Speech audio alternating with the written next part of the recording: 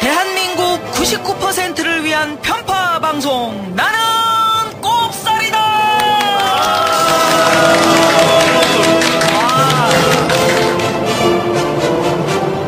어제 말이죠. 어제 여의도의 나는 꼼수다 공연은 정말 감동적이었습니다. 그러게요. 예, 어제 갔었어요?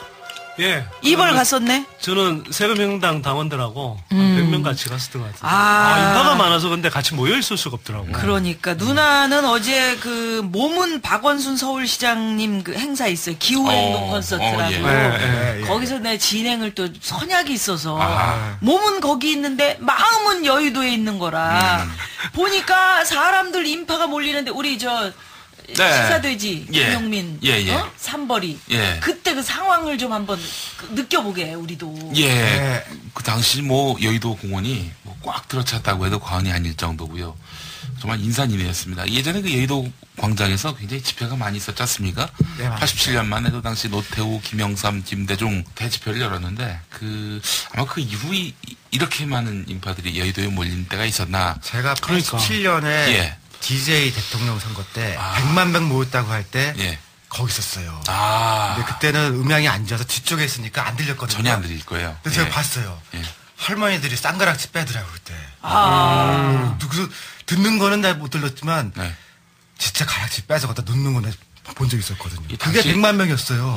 당시에 그 육성 자료를 제가 한번 조사해서 들어본 일이 있는데, 와, 역시 연설의 달인은 김대중 전 대통령인 것 같아요. 아주 그 문답 형식으로, 그렇습니까? 안 그렇습니까? 그거 탁탁 자르고요. 뒤에서 알아듣기 쉽습니다. 만연체도 아니고 말이죠. 복문도 없고. 우리랑 반대로 얘기하네요. 그런데 오늘 이 대회를 보니까 이미 선거는 김대중이가 이겼습니다. 김대중이는 오늘 대회 전까지는 민주 세력의 단위로 보였지만 오늘 대회를 계기로 해서 김대중이는 4,200만 국민의 단위로 봅니다, 여러분.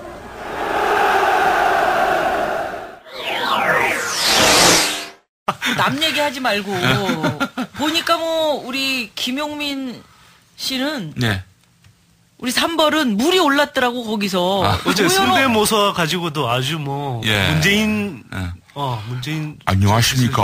노무현재단 문재인입니다. 조현우 총장 우리 집 개 이름이 조현우야 이 새끼야.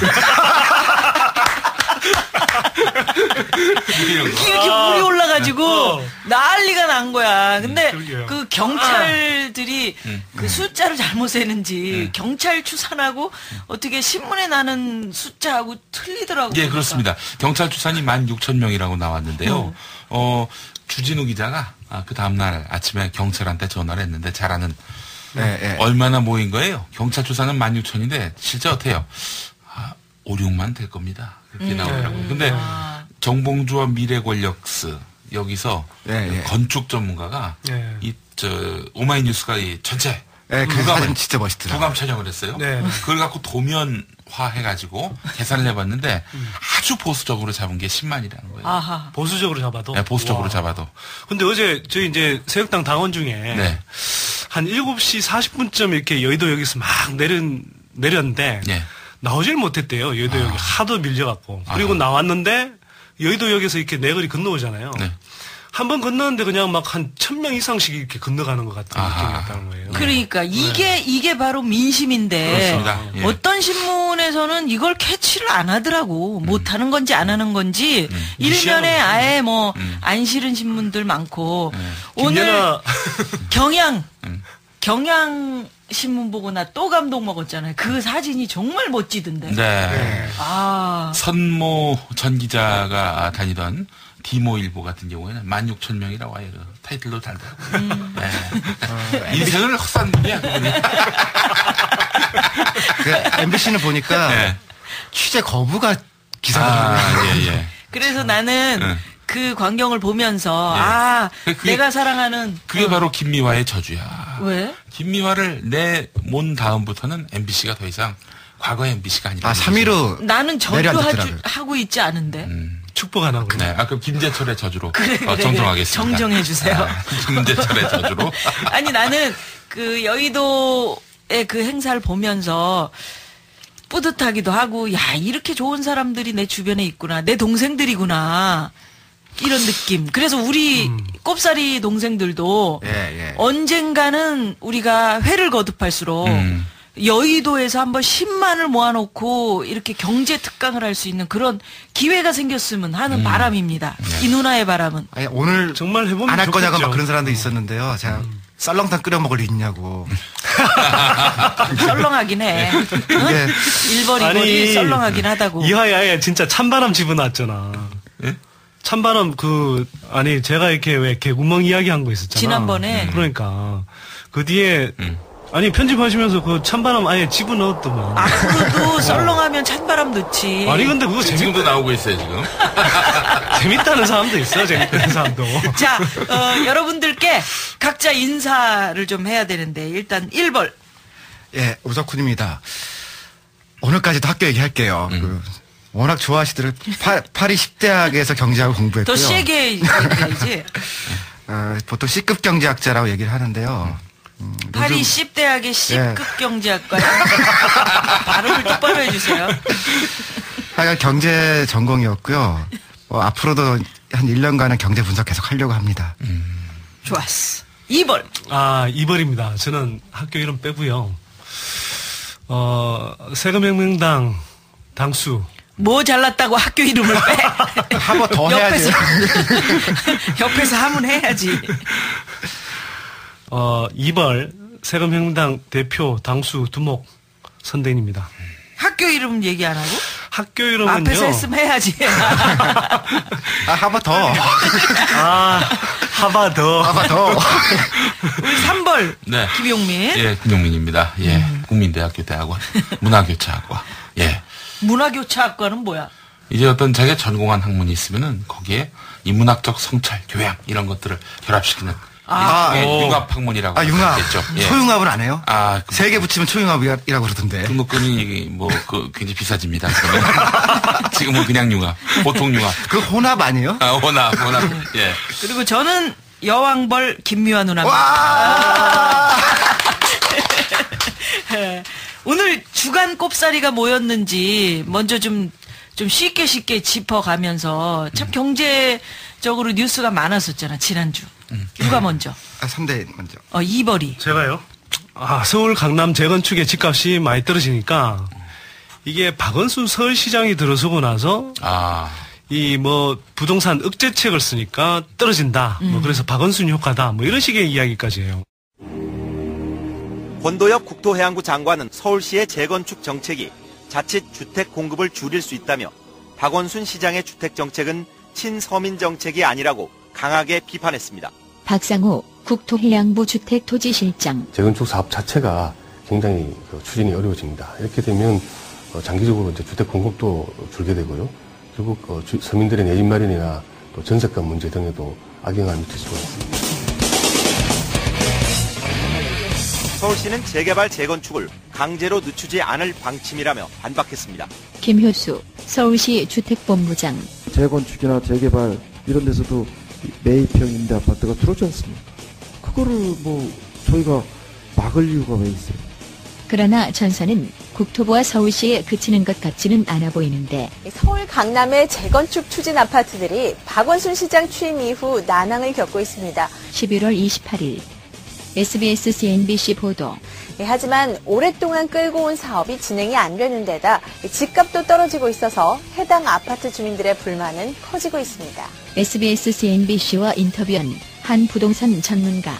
박원순 서울시장은 임대주택 8만 호 건설을 위해서 공공성 강화를 추진하고 있고, 반면에 재건축 조합들은 소형 임대주택이 늘어나게 되면 그만큼 사업성이 악화되기 때문에 둘 간의 합의점을 찾기가 쉽지 않을 것으로 보입니다. 따라서 당분간은 재건축 가격 하락이 불가피할 것으로 예상이 됩니다. 박원순 시장의 재개발 입장은 무엇일까? 후보 시절 밝힌 내용. 전세 사는 사람들, 월세 사는 사람들의 경우에는 자신들의 의사와 관계없이 추진이 됐던 겁니다. 제가 알기로는 그 뉴타운의 경우에는 거의 원주민의 70% 이상이 사실 쫓겨났죠.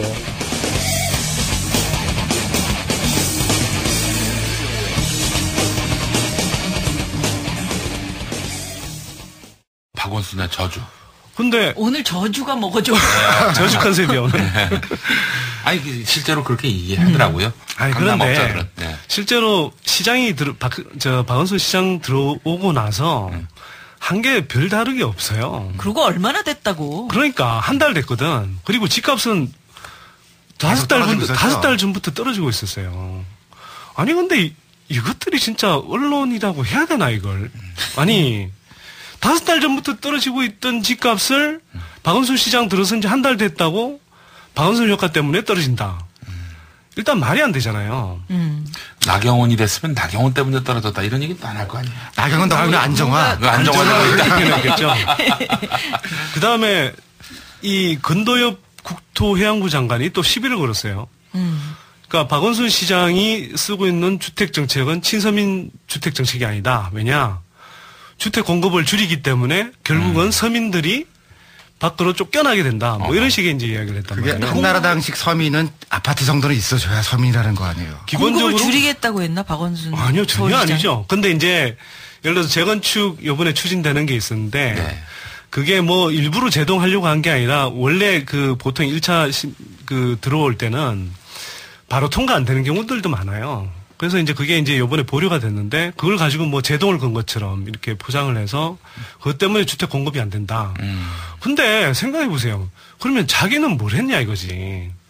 예를 들어서 지금 노무현 정부 말에 14만 원까지 공공임대주택을 공급했거든요. 14만. 네, 14만 호. 근데 지난해에는 15,000호를 냈어요. 10분의 1로 줄였어. 반띵도 아니고. 반띵도 아니고 이건 뭐 10분의 1띵이라는 표현이 있나? 우리가 만들지 뭐. 아니 그리고 10분의 1띵. 10분의 1.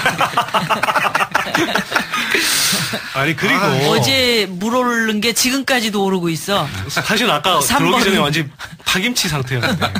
아 금방 살아났어요. 대단한 회복 탄력성. 파김치가 아니라 수육 상태였어요. 이거 봐 빵빵 터뜨려. 그러니까 아까 소파에 걸려 있더라고요. 걸려 있어. 역시 여의도에서 한 번씩 공연을 해줘야지. 그리고 근도엽 장관이 말하는 그럼 주택 공급이라는 건 강남에 그러면 10억 원짜리 주택을 계속 공급해줘야 주택 공급이 되는 건가? 황당하잖아요.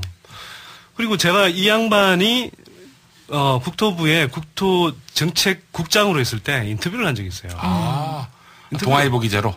아니 그때는 이제 이 다음 인터넷 다음 포털에 있을 때인데 이분이 네. 회사를 여러 번 옮겼어. 네. 아까 저 이야기는 지난번에 이야기를 했고 그래서 인터뷰를 했는데 이 양반이 그때 그랬어요. 이게 노무현 정부 때잖아요. 2004년 이 무렵이거든.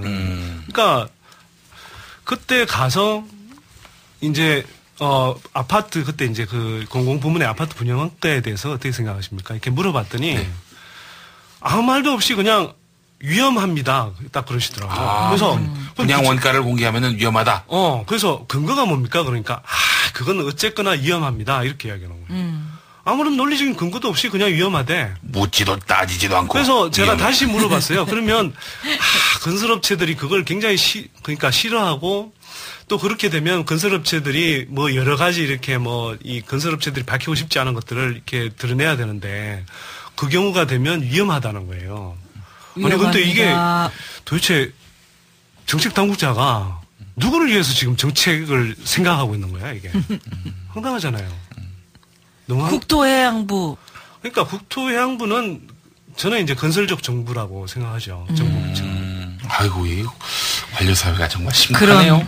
거기도 모피아 만큼 꽤 부패한 사람들이 잔뜩 계시죠. 근데 그런 사람들이 또 승승장구해서 이명박 정부 와서 지금 장악까지 또 하고 있다니까. 그러니까 좋은 사람들은 벌써 쫓겨났겠죠. 우리가 경제라든지 뭐 국토해양에 대해서 우리가 뭐 그렇게 심각하게 생각했겠어. 그러니까 그런 그 전문가라고 일컬어지는 사람들이 계속 죽지 않고 가는 거지 그냥. 응? 생노병사. 그 노병사. 이런 사건이 있지 않았습니까? 김근태 당시. 네. 계급장 떼고. 계급장. 이 문제였죠? 그렇죠. 분양원가. 네. 저 김근태 장관 성대모사가 국내에서 그래? 유일하게 되고. 와, 아니 진짜 전방이다. 지난주에 그 문재인 이사장 때 가가지고 사모님이 너무 똑같다고. 너무 똑같아. 우리 다시 보고 싶은 코미디라고 있어. 근데 다시 보는 김근태. 네. 안녕하십니까. 똑같다. 김근태입니다. 대통합의 미랄이 되겠습니다. 대단히 감사합니다. 미치겠다. 왜 이렇게 웃겨? 계급장 떼고 붙어봅시다. 네, 저것도 있잖아요. 밟고 가라 김근태. 저 김근태를 밟고 가시기 바랍니다. 대단히 감사합니다. 아니 근데 우리 근태 형님이 아주 좀 상당히 신중하신 분이잖아요. 신중한 게 너무 지나쳐서 너무 뒷북을 치신다 이런 지적을 많이 들어서 심지어 이런 얘기까지 있었습니다. 만약에 그분이 이제 일제강점기 때 만약에 활동하신 분이었다면은 아마 1945년 8월 16일부터 독립운동을 하셨을 것이다. 제가 어떤 단체에 가서 축사 때 섹스 얘기를 한번 한 적이 있었거든요. 예. 21연구소 우리 소장님. 축사 때 왜 그런 얘기를 해? 이제 애기도 많이 낳고 그러려면 연애도 해야 되고 섹스도 활성화돼야 되고 그 얘기를 했더니 김근태 이 양반께서 엘리베이터 저를 붙들고서 난 좀 불편했다. 힘들어 하시더라고요. 김근태 씨 그 직접 얘기 나왔어. 듣고 상당히 불편했습니다. 대단히 감사합니다. 그래, 꼭 왜 뒤에 대단히 감사합니다를 왜 붙이는지 모르겠어요. 내가 언제 그랬습니까? 대단히 감사합니다. 아니 근데 이제 우리 우석훈 박사님이 아주 중요한 말씀하셨는데 지금 일본의 30대들이 섹스를 안 한다 이런 얘기가 많던데요. 초식남 현상이 벌어진 건데 왜 안 해요? 해이지. 그 좋은 걸? 그러니까 경제적 문제 때문에 그러니까 처음에는 연애를 못했는데 연애를 하는 욕망 자체가 사라진 사람들이 생긴 거거든요. 왜 욕망이 사라지지? 그 돈이 없으니까 연애할 돈이 없는 거예요. 그러다 보니까 아예 그런 연애도 안 하고 싶은 사람들이 등장해서 그걸 초식남이라고 부르거든요. 근데 2년 전에 SBS랑 같이 제가 다큐 작업을 했을 때 한국에도 그런 현상이 등장을 했더라고요. 그러니까 말은 부르진 않았는데 지금의 청춘들 그렇죠. 불쌍하다. 그러니까 아예 연애를 안 하는 정도가 아니고 돈이 생기면 차라리 맛있는 거 먹고 딴 거 하지. 왜 연애를 하냐라고. 여자한테 몰두하지 않겠다. 돈 들이면서. 근데 그게 진짜 욕망이 없어져 버린 거예요. 그게 그러니까 이제 아주 적극적으로 안 한다라기보다는 환경이 일단 예를 들어서 연애를 하기조차도 부담스러운 이제 환경인 거죠. 그러니까 돈도 일자리도 없고 소득이 없고 그러니까 연애도 마음대로 못 하는 거고.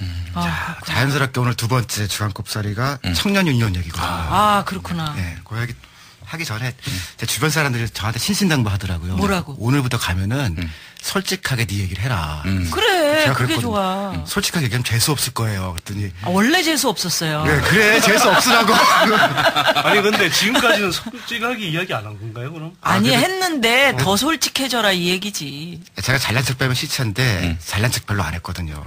그걸 해야 재수가 없어져서 악역이 생긴다. 그래, 난 착한 천사. 제가 생각보다 우리나라에 만들어서 유행시킨 말들이 여러 개가 있어요. 대표적인 게 탈핵이라는 88만 원 세대가 88만 원 세대. 유명한 거 아닌가요? 그 전에 유행했던 게 탈핵이란 말을 제가 만들었고. 탈핵. 그 전에는 반핵이라고 했는데 2004년도 총선하면서 원내 진출할 때 그 탈핵이 났다. 그때 비슷할 때 만든 말 중에 환경성 질환은 정부에서 갖다 썼는데요. 그전에는 공해병이라고 그랬어요. 그걸 제가 환경성 질환이라고 이름 붙인 다음에 그것도 유행을 했는데 그런 것 중에 이제 88만 원 세대도 저는 이제 88만 원 세대라고 좀 부르거든요. 좀 팔팔해지라고 이제. 근데 그 책 쓰고 조금 있다가 저는 한국에서도 일본처럼 청년들이 이제 뭔가 비정규직 노동조합을 만들 거다라고 예상했는데 굉장히 금방 만들었어요. 그래서 지금 청년 유니온이라는 단체가 있고, 나중에 이제 20대 다룰 때 좀 길게 다룰 텐데, 그러니까 카페에서 이제 토요 휴무 같은 거 하면은 그 수당 받을 수 있게 최근에 했죠. 근데 여기가 지금까지 노동부에서 등록을 안 해서 이게 불법 단체 비슷하게 돼 있었어요. 인가가 안 돼 있고. 근데 이제 요번에 서울에 있는 청년 유니온들만 따로 서울시에 등록을 한다는 거예요. 근데 우리 시장님이 박원순 시장님이시잖아요. 근데 법적으로 알아보니까 시장님이 한다고 하면은 등록이 되는 거거든요. 그렇구나. 그래서 부탁 좀 드릴게요. 박원순 시장님, 청년유니온 서울시 등록 좀 해주세요. 그러니까 서울시장님께서 노조로 등록할 수 있게 행정 처리만 해주시면은 한국에서 최초로 일본과 비슷한 비정규직 청년 노조가 생기는 거죠. 청년 노조에 대해서 잘 모르는 분들은 또 이런 설명이 필요할 것 같아요. 그러니까 노조하면은 어떤 기업이 있고 기업의 그 종업원들이 그 노조를 만들어 가지고 노조를 결성하는 파업을 하고. 예.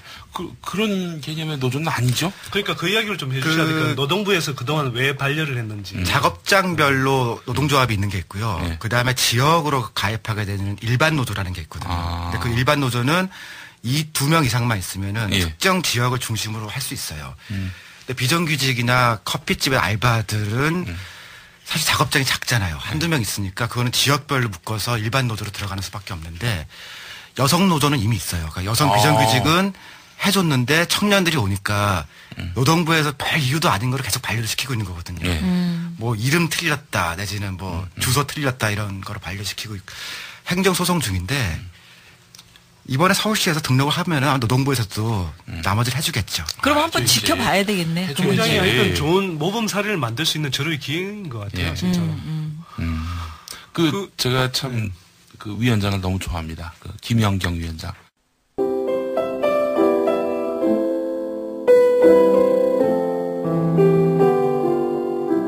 우리나라의 실업운동이라고 하는 것도 청년층을 대상으로 하는 게 거의 없었다고 볼 수가 있을 것 같아요.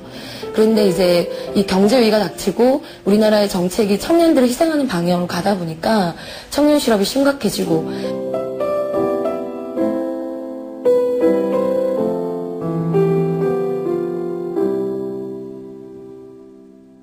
저희는 억울함이라고 생각을 해요. 그러니까 청년 실업도 나날이 높아지고 높은 등록금 때문에 빚도 지고 있는데도 불구하고 현 정부나 기성세대의 청년들에게 눈이 높다 혹은 보수화되었다라는 식으로 사실 청년들의 현실을 보지 않은 채 너무 호도하고 있다고 생각을 하거든요.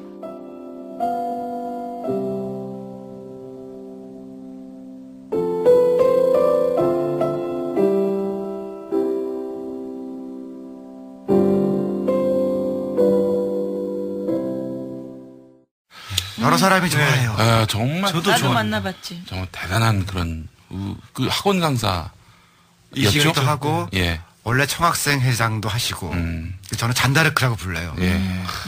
그 언론사 지망했던 그런 인물들이고 근데 그런 어려운 상황들을 잘 절망하지 않고 계속해서 뭔가 이겨내서 돌파구를 만들어내는 정말 진짜 강단이 있다. 멋진 근데 힘든 상황일 텐데 참 밝아요, 사람이. 네, 그렇습니다. 말을 또 얼마나 잘하는지, 그냥 말을 하면요, 받아 적으면 그 책 한 권이 나올 것 같아.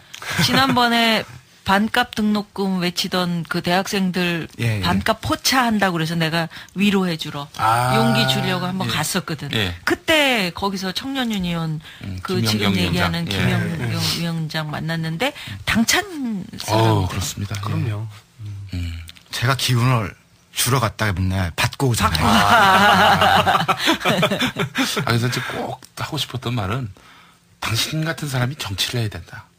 다른 사람이 하면 안 된다. 그러니까 이게 사실 뭐 옆으로 새는 이야기일지 모르겠지만 내년에 총선이 있는데 이 젊은 20대, 30대, 심지어는 20대에서조차도 좀 뭐 비례대표로 사실 이 좀 정치권에 진출을 해야 돼요. 그래서 이 젊은 친구들의 목소리 정치적으로 대변을 해야 되거든요. 지금 제가 주장하고 있는 게 지금 1357은 어차피 여성한테 비례대표 주게 돼 있거든요. 근데 그 중에 1번을 20대 여성한테 주면은 여성도 마치지만 20대 지도자를 만들 수 있지 않냐. 굉장히 그런 걸 좀 주장하는 중이에요. 그리고 지금 오늘 사실은 종편이 개국을 했단 말이에요. 이것도 굉장히 큰 뉴스지. 2009년 7월 결국 한나라당이 국회 본회의장 의장 석점도에 나섰고 이윤성 국회부의장의 사유로 미디어법을 직권 상정해 획을 처리했습니다. 수정안을 가결되었음을 선포합니다. 최시중 방송통신위원장 글로벌 미디어로서의 한국의 위상이 더 높게 나아갈 수 있는 계기가 새해부터는 마련되도록 함께 노력해 주기를 기대합니다. 자, 그만. 좀 비켜줘요. 야당 추천 상임위원들은 심사위원장의 부적격 문제와 함께 보수 신문들에 대한 정치적 보온 성격이 짙은 선정 결과라는 의혹을 제기하며 심사 결과 의결에 불참했습니다. 서로가 물리는 말 그대로 난투국, 이전 투구의 장이 될 수밖에 없는 것이고, 언론 환경을 피폐화시키고 황폐화시킬 수밖에 없는 게 내게다라는 겁니다. 왜 황폐화시킨다는 것일까? 언론노조는 종편이 미디어 시장의 황폐화를 가져올 것이라며 오늘 종편 개국 축하 행사장 앞에서 종편의 특혜 출범을 반대하는 총파업 시위를 벌였습니다. 종편은 미디어랩을 통하지 않고도 직접 광고주에게 광고를 팔 수 있는 특혜를 받고 있습니다. MSO를 압박해 일률적으로 낮은 채널 번호, 이른바 황금 채널을 부여받은 것도 횡포이자 특혜로 지적됩니다.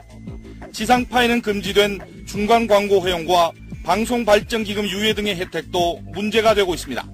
미디어랩법 제정이 지연되는 틈을 타 종편들이 광고 직접 영업에 나서면서 지역방송과 중소신문, 종교방송 등은 보사위기에 처했다며 강력히 반발하고 있습니다.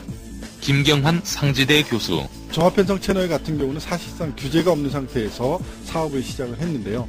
차별적 규제를 철폐하지 않게 된다면 미디어 산업 전체의 어떤 생태계의 붕괴라는 위기 상황을 맞을 수 있는 그런 현실이라고 할 수 있겠습니다. 특히 보수 성향의 신문사들이 공정성이 생명인 방송 시장에 진출하면서 여론 왜곡에 대한 우려가 나오고 있습니다. 김민기 숭실대 교수. 조중동의 목소리가 신문에서뿐만 아니라 방송에서까지 그렇게 많이 나오게 되면 아무래도 그 공정성이나 어떤 공익성보다는 좀 친기업적인 소리들이 많아질 것 같아서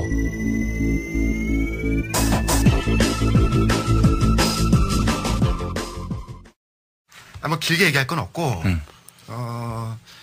이런 게 있어요. 그러니까 뭐 돈 얘기 따지는 것들은 좀 천천히 하기로 하고 일단은 너무 많이 만들었잖아요. 4개를 만들어서 하나 정도가 겨우 들어올 수 있을 정도의 하고 싶은 대로 들어왔어요.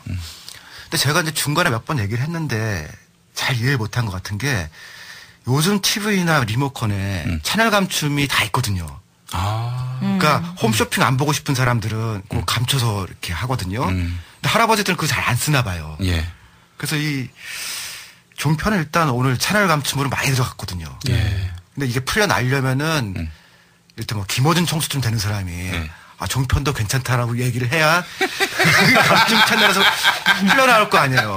근데 지금 그 받은 채널이 황금 채널이라고 얘기하는데 아무리 황금 채널이라도 감춰버리면은 그러니까 오늘 트위터 온 거 중에 보니까 연말 연시에 부모님들한테 보일러만 놔드리지 말고 정편 채널을 감춰드리자.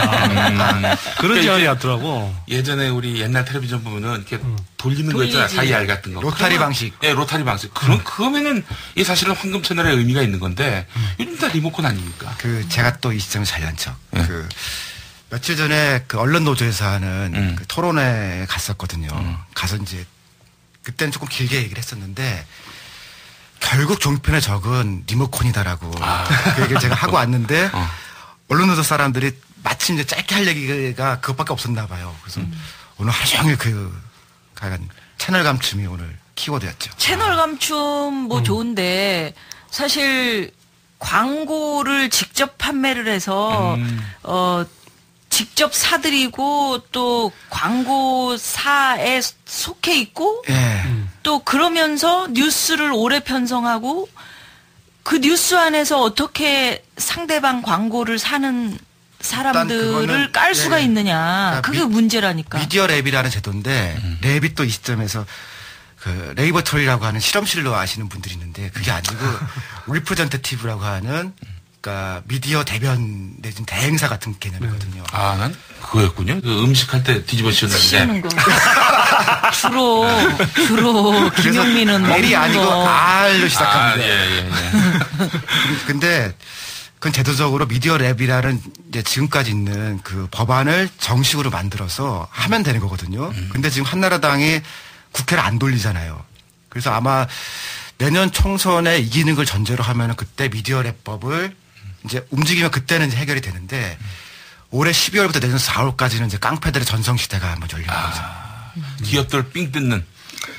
뭐 그렇죠. 지금 사실 뭐 시작한 것도 그런 식으로 많이 시작했고 뭐 일부 정편 같은 경우는 사실 자본금 납입을 막판까지 못하다가 겨우겨우 채웠잖아요.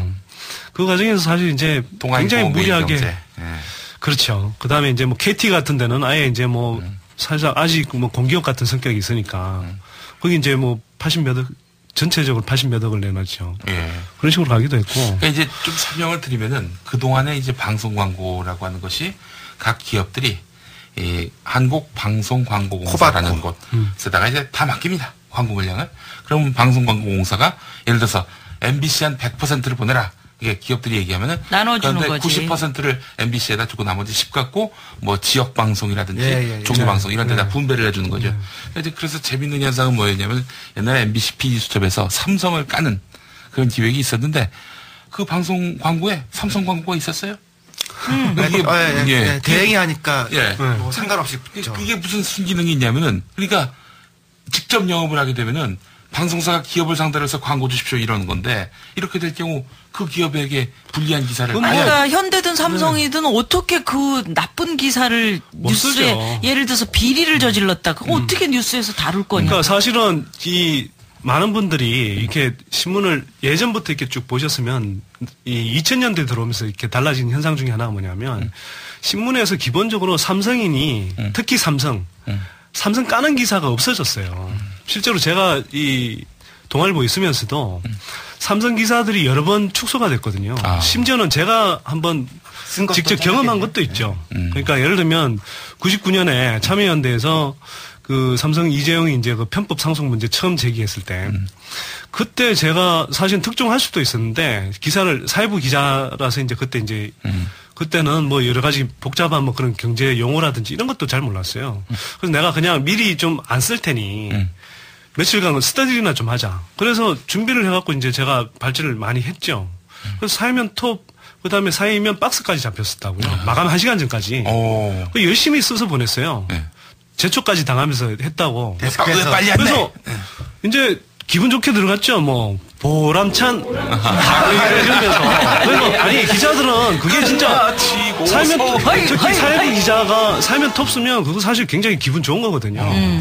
그래서 기대감이 잔뜩 부풀어서 들어갔는데 웬걸 한 줄도 안 나더라고요. 한 줄. 한 줄도? 네, 제 기사가.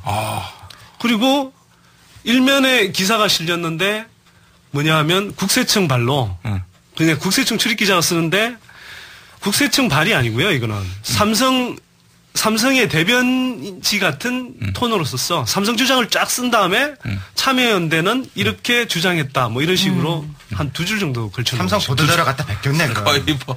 아니, 그 한 줄도 안 나더니. 문제 제기는 내용은 거의 없어져 버린 거죠. 그런 식의 이제 이 사례들이 많아요. 근데 이게 한두 번 일어나는 게 아니고요. 제가 이 동아일보 경험만 이야기하다 보니 동아일보만 이야기하게 되는데 중앙일보는 사실 뭐 다 아시잖아요. 삼성신문이고. 쓸 생각을 안 하지, 거기는. 네. 그 다음에 사실 동아일보 같은 경우는 특히 이제 그 삼남인 그 김재열 씨가 삼성그룹의 이 사위거든요. 지금 제일모직 사장이고. 그러니까. 굉장히 이제 하여튼 뭐 잘 나가는. 그러면 삼성은 신문사와 방송사를 몇 개를 가지고 있는 거야? 실제로 종편이 되면 지금도 뭐 CJ 계열에서 이제 그 미디어를 굉장히 많이 장악하고 있잖아요. 엔터테인먼트 쪽. 근데 실제로는 정편되면 뭐 중앙방송 JTBC. 그 다음에 동아도 굉장히 우호적이거든요, 사실 이미. 그리고 뭐 조선은 이제 그러니까 광고를 따기 위해서 뭐 일정하게 이제 긴장 관계를 가질 때도 있지만 기본적으로는 어쨌든 삼성에 대해서 이제 굉장히 우호적이죠, 조선도. 그러면 매경은 뭐 빤한 거고. 사실은 다 어떻게 보면 조정동 방송이라고 하는데 한편으로는 재벌 방송일 수도 있어요. 사실 한겨레 경향이라고 삼성과 턱지는 게 부담이 안 되는 게 아닙니다. 예. 거기도 뭐 광고 필요하겠죠. 예. 그래서 일전에 그런 얘기 있었잖아요. 한 2년 동안 그 광고가 안 나왔었어요. 그러다가 이제 어느 날 삼성에서 광고를 줄 것이다. 이런 소문이 막 파다했을 무렵에 김상봉 교수가 삼성 비판하는 칼럼을 썼는데 경향신문이 데스크가 이걸 누락시켜버린 거예요. 아예 빼버렸어. 사과하고 막 그랬다. 그렇죠. 기자들이 들고 일어나고 그러니까 일면에다가 사고로 회사 광고로 우리가 삼성 광고 받으려고 칼럼을 뺐다. 눈물 난다. 근데 그건 진짜 그는 정말 쪽팔린 일인데 그래도 사과하는 용기가 그렇죠. 있잖아요. 염치를 하는 거예요, 경향신문이. 기본적인 염치는 있는 사과할 거지. 줄 아는 사람은 진정한 용기가 있는 거죠. 그 용기지. 종편의 문제는 역시 뭐냐면은 국민들에게 사랑을 받으면서 탄생하지 못했다는 거. 다 사랑받으면서 이렇게 축복받으면서 탄생할 수 있었는데 최시중 방송통신위원장님께서 황금 특혜를 황금 채널. 그러니까 황금 채널 황금 해서 황금 특혜를 줬다. 네. 사람들이 이제 그렇게 인식을 하고 있단 말이에요. 그렇습니다. 그래서 황금 얘기가 들어가서 내가 참 이 시점에서 화가 나는 게 뭐냐면 나는 MBC의 오랫동안 방송을 하면 벽에다가 황금 잎을 찍어가지고 붙여줘요. 골든 마우스. 골든 마우스지. 그래서 내가 또 잎을 또 이게 찍기가 좋게 잎이 생겼다고 그렇지. 이렇게 좀 튀어나왔잖아. 옛날에 쓰리랑 부부의 킬러 컨텐츠가 수박 먹는 거. 그 수박 내가 한 번에 코르륵 먹고 이런 참 찍기 좋은 잎을 말이야. 네. 그다음 황금 잎을 찍어서 내 벽에다 붙이는 게 그게 소원이었는데 네. 황금 잎은커녕 독립도 못 찍고 내가 쫓겨났단 말이야. 누구한테는 황금 특혜를 주고 누구는 황금잎 못 찍게 하고. 어떤 분이 받으셨어요 황금잎을 그럼? 지금까지 받은 사람이 누구? 많이 있지. 이문세 씨도 있었던 것 같은데요. 그다음에 이종환 선생님도 여러분 계시고. 안녕하십니까. 이종환의 허리 디스크 쇼. 아무거나 다 되네. 오늘 물 올랐다니까. 그래서. 근데 누님 입술 예쁘다. 그럼.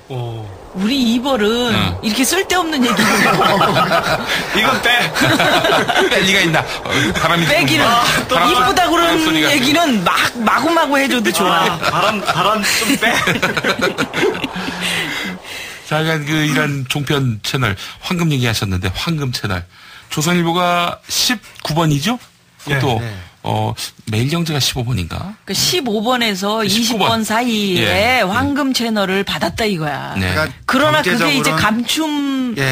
그게 1,000억 정도로 보더라고요, 그 채널 가격을. 그러니까 그게 홈쇼핑들 있잖아요. 뒤쪽에 가 있는 것도 있고 앞쪽에 있는데 앞쪽에 오면 1,000억 정도 연매출이 높다라는 거예요. 홈쇼핑이 했을 때 연매출이 그렇게 그러니까 높다. 그거를 이제 돈으로 환산시키면은 연간 1,000억 원씩 준 거다.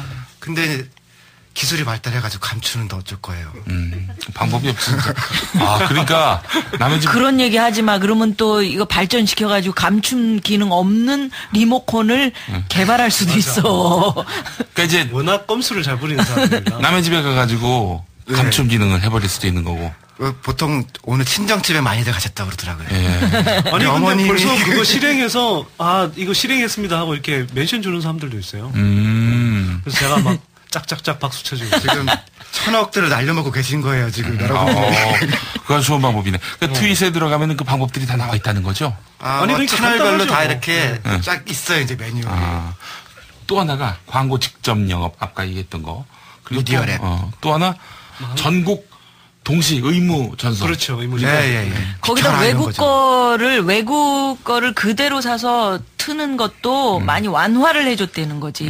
그래서 이게 여기서 만들어서 하는 비율이 어느 정도까지는 이렇게 지켜져야 되는데 우리가 만드는 거. 그렇지 않고 그것을 이렇게 풀어주니까 그냥 외국 거 싸게 사다가 그냥 틀어주고 재방송 돌리고 뭐 이런 게 너무나도 가능해졌다. 저도 뭐 종편에서 제안을 받은 바 있었고 우리 김어준 총수도 그렇고. 김미아 의원님도 받았다고. 그러셨어요? 저는 뭐 4군데서 다 받았습니다. 근데 제가 이런 사람이에요. 와, 박수 한번 쳐줘야 돼요. 박수 한번. 왜? 아니, 제안 받은 게 이거 박수 받을 일이야? 아니, 그게 아니라 그걸 하신 거 아니에요? 저는 제안은 없고 소문만 나가지고서 고민했습니다. 어디 가냐 그래서 난 받은 건 없는데 소문만 나가서 딴치해졌죠. 그게 잘 안 된 이유가 우석군이 요절했다. 뭐 이런 소문 때문에. 이런 소문 때문에. 하도 공중파에 안 나와서. 어떻게 하나 더. 물가지수 이야기 좀 할게요. 물가지수. 얼마 전에 물가지수를 개편했어요. 어떻게 개편했냐 하면 금반지. 또 그 골드. 오늘 황금 이야기 많이 나오네요. 황금 박지! 누님, 내 똥이 이것도 참 많은 물것 같아. 내 똥이 황금색이야. 소가 잘 돼야죠. 누나는 이가 황금색이에요. 아주 튼튼하지. 아니, 물가지수를 개편하는데요. 물가지수라는 건 이렇게 만들어요. 5년마다 만드는데, 어떻게 하냐면, 그러니까 가상의 바구니가 있다고 생각을 해보시자고요. 이 바구니 안에, 예를 들어서 우리가 많이 쓰는 그러니까 상품이라든지, 서비스 품목들을 한 100개 정도를 채운다고 생각해요. 실제로는 이거보다 훨씬 많지만. 근데 이 중에서 우리가 이제 많이 쓰는 것들을 하여튼 가중치를 부여해서, 그러니까 많이 쓰는 정도면은 그 물가에 이제 미친 영향이 많은 거죠. 그런 식으로 이제 구성을 해서, 이걸 이제 5년마다 개편을 한단 말이에요. 하는데, 요번에 개편한 건 좀, 근데 꼼수가 있어요. 어떤 꼼수냐? 우리가 금반지 이걸 사실 많이 하잖아요. 돌 때 다 뭐 선물하는 거죠. 물가 지수에 미치는 비중이 상당히 커요. 그렇죠. 근데 이걸 빼버리니까 이거 하나만 해도 0.25%포인트가 내려가는 그런 효과가 발생해버려요. 금을 빼버리면. 네. 근데 그래서 한국은행에서는 왜 뺐냐 그랬더니, 이건 다른 나라에서 국제 금고로 원래 뭐 이렇게 금은 이 물가라기보다는 자산 쪽, 그러니까 뭐 주식이나 뭐 이런 이 부동산처럼 자산 쪽에 속하는 거다. 그러니까 요번에 이제 개편해서 뺐다 이렇게 이야기를 하는데, 그걸 국제적으로 금고한 거는 93년부터 한 거거든요. 늘 들어갔어. 네, 근데 지금까지 계속 하다가 왜 갑자기 지금 빼냐 이거지. 거기다가 지금 전월세 굉장히 많이 뛰어서 사람들이 굉장히 고통받고 있잖아요. 예. 전월세의 물가 비중도 큰데, 전월세 가중치를, 그러니까 아까 말씀드렸듯이 물가에 미치는 그 비중이 뭐 예를 들어서 예전 같으면 뭐 0.5였다 그러면 이걸 확 낮춰버린 거예요. 그러니까 실제로는 원래 그러니까 올해 10월까지 물가 뛴 게 4.4%가 뛰었어. 근데 이걸 딱 낮춰보니까, 그걸 빼버리고 물가 지수를 개편해보니까 4.0%가 돼버렸네. 근데 4.0%가 어떤 의미가 있냐면요. 한국은행에서 물가 관리 목표가 있어요. 올해 4.0 한다고 그랬죠. 네, 그 목표가 뭐냐면, 원래는, 이것도 웃기는 이야기야. 원래는 3.0 플러스 마이너스 0.5%거든. 이게 그러면 범위로 다시 이야기하면 2.5%에서 3.5%까지였어요. 근데 지난해 봄에 김중수 하는 총재 들어오고 나서 대통령 측근. 그렇죠. 하는의 정치적 독립은 필요하지만 그건 대통령으로부터의 독립을 의미하진 않는다. 뭐 이런 식으로 이렇게 망발을 했대요. 황당하죠. 대통령 국가에서 그럼 대통령한테 독립하는 누구한테 독립을 해? 한나라당으로부터는 독립하겠다는. 아니 뭐 하여튼 이런 분들 중에 굉장히 황당하게 하여튼 개념이 없는 분들이 많으신데. 개념 확실한 거예요. 자기가 어떻게 안 잘리는지 아는 거니까. 꼭 살이 그러니까 국민 경제에 기생하는 방법을 확실히 아는 거죠. 근데 어쨌거나 2.5%, 3.5%였다고요. 근데 이걸 이제 플러스 마이너스 1%를 바꿔서 2%에서 4%까지 늘려버린 거예요.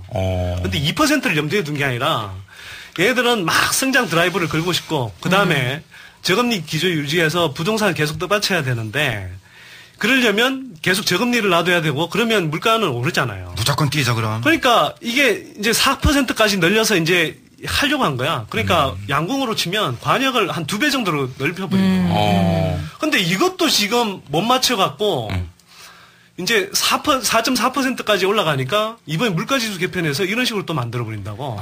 그렇게 해서 근데 발표한 거 보면 바뀐 지수로 해도 또 올라갈 거라는 거예요. 11월달 발표한 게 4.2%잖아요. 거기 보니까 금반지는 넣고 빼고 떡볶이는 넣고 그랬더라. 아니 그러니까 뭐 넣고 할 수는 있는데 이렇게 막 물가 비중이 높던 걸 갑자기 확 빼버린다니까. 그러니까 이게 뭐냐면 물가 관리를 목표를 채우는 방식이 어떤 거냐면 이런 거예요. 사람 키에다가 침대를 맞춰야 되잖아. 근데 침대에다가 사람 키를 맞추는 거야, 이게. 그리고 키가 이렇게 발이 삐져나오면. 어렵다. 발을 어떻게? 삐져나오면 어떻게? 톱으로 잘라버리는 식이지 지금. 그런 식으로 지금 물가 선거로 치면은 게리맨더링이라고 그러죠. 뭐야 더 어려워. 아니 이렇게 왜 지역구를 막 자기 마음대로 조정해가지고서 우리 쪽 사람 많이 들어가게. 그러니까 물가 게리맨더링 같은 거죠 지금. 예를 들면 강남을 지역구를 더 많이 만들어가지고. 강남을이 그렇죠. 쭉 납부 늘려가지고서 한나라당 의석을 늘리게 하려는 뭐 그런 식의. 아유, 그렇습니다. 개인적으로는 진짜 저는 공직이나 그런 데 갈 생각이 전혀 없거든요. 근데 꼭 한번 제가 기회가 되면 하고 싶은 데가 한은 총재는 제가 꼭 한번 하고 싶어요. 한국은행 총재. 왜 그러냐면은 잘할 자신은 없는데 제가 남의 얘기는 안 듣거든요. 죽어라가 안 들으니까 물가 관리는 잘할 거예요, 제가. 저도 공직에 대한 꿈은 없습니다만은 맡긴다면은 KBS 사장 한번. 제발 좀 해라. 네. 그래서 누나를 써. 네, 그러니까. 공정하게 할지는 모르겠는데 웃기긴 할 거예요, KBS가. 네, KBS. 왜 KBS 사장이 되고 싶어? 1TV는 보수 채널. 우파 채널. 이 TV는 좌파 채널 만들어가지고 좌파 보도본부, 우파 보도본부 만들어가지고 이거야말로 진정한 공정이 아니야. 3번은 보수용 책도 썼잖아요.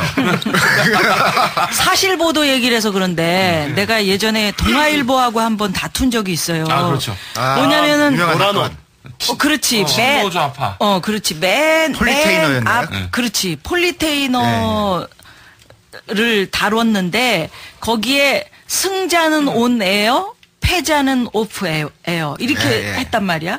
그러면서 사진을 칼라로 반 페이지를 놓는데 뭐냐면 승자는 윤도현과 나 사진이 패자는 김은국하고 그다음에 내 후배 심현섭 이렇게 놓았다고. 그러면서 나에 대해서 설명이 뭐였냐면은 그 효순이 미선이 왜 미군 장갑차에 깔려서 목숨 잃었을 때 내가 소파 규정을 이거 제대로 해야 된다. 부모님이 용서해도 용서하고 죄를 줘도 죄를 줘야 되는데 이게 왜 우리나라에서 벌어진 일인데 미국에서밖에 그 병사들이 아무런 얘기 없이 그냥 미국으로 떠났잖아. 그래서 그거에 대해서 내가 항의를 하고 이제 그 예술인들 모아가지고 광화문 나가서 꽃 한 송이를 놔줬었단 말이야. 촛불 시위. 아니 뇌가 달렸다면 당연히 해야 될 행동이자 발언인데. 근데 그때 누가 나왔었냐면은 감독들의 삭발식이 있었어요. 문화예술인들 모으고 그래가지고 낮이었었는데 거기 기자들이 진짜 한 몇백 명이 온 것 같아. 삭발식 하는데. 누가 있었냐면 요번에 청룡상인가 받으면서 왜 부당거래. 류승환 감독. 부당거래, 모든 부당거래를 저는 반대합니다. FTA도 그래서 한미 FTA도 반대합니다. 이렇게 멋진 정말 그 시상 소감을 얘기를 했잖아. 지금 유승환 감독은 현재 다음 영화 베를린 파일 헌팅차 베를린에 가 있습니다.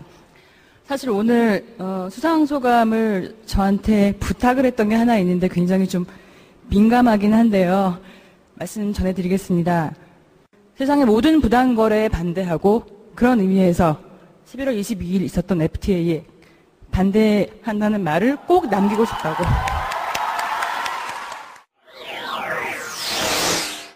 청룡영화제는 조선일보 주최인데. 그런데 거기서 그렇게 얘기할지 몰랐지. 근데 그 류승환 감독하고 한 감독이 삭발식을 하기로 했어. 그래가지고 거기서 연예인들이 쭉 서가지고 하얀 국화꽃을 들고 뒤에서 이제 우린 처음으로 삭발식을 해보잖아. 그런 거를. 한 번도 경험 못 해봤으니까. 이제 머리 깎는 미용실에 계신 분이 한 분 오셨고. 바리깡. 그래서 이제 우리가 이제 뒤에 서서 저들의 9시 뉴스도 왔었어. KBS 9시 뉴스가. 그리고 저들의 부르른 막 노래를 부르면서 이제 분위기를 이제 쫙 띄우는 거지. 근데 그 기자들이 뭐라고 했냐면 저희가 한꺼번에 찍을 수 있게 두 분을 그 머리를 함께 깎아주십시오 이렇게 한 거야. 함께 밀어주십시오. 동시에. 투샷. 근데 그 의자에 딱 앉으면서 태극기를 두르더라고. 난 태극기를 두르는지도 몰랐어. 대형 태극기를 딱 둘러주는데 이제 한 분이 딱 오신 거야. 두 분이 와야 되는데 머리 깎는 사람이. 근데 이분이 주저주저 하더니 기자들 너무 많으니까. 바리깡이 하나입니다. 너무 떨리고 바리깡은 하나고 이걸 두 분을 같이 깎아달라고 그러니까 바리깡 양손으로 할 수 없고 바리깡이 하나입니다. 이렇게 소리를 지른 거야. 손이 모자르네 진짜.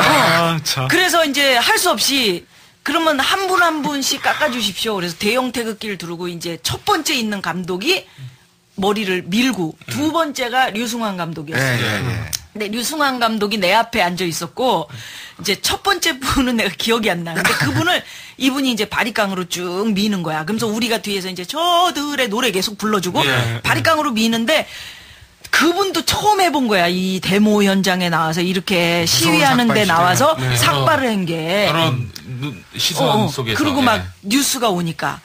바리깡으로 원래 그렇게 밀면 안 되고 처음에 가위로 좀 잘라놓고 머리가 길었으면 그리고 이제 바리깡으로 밀어야 되는데 이분이 처음 분을 막 긴장해갖고 바리깡으로 쭉쭉 밀었어.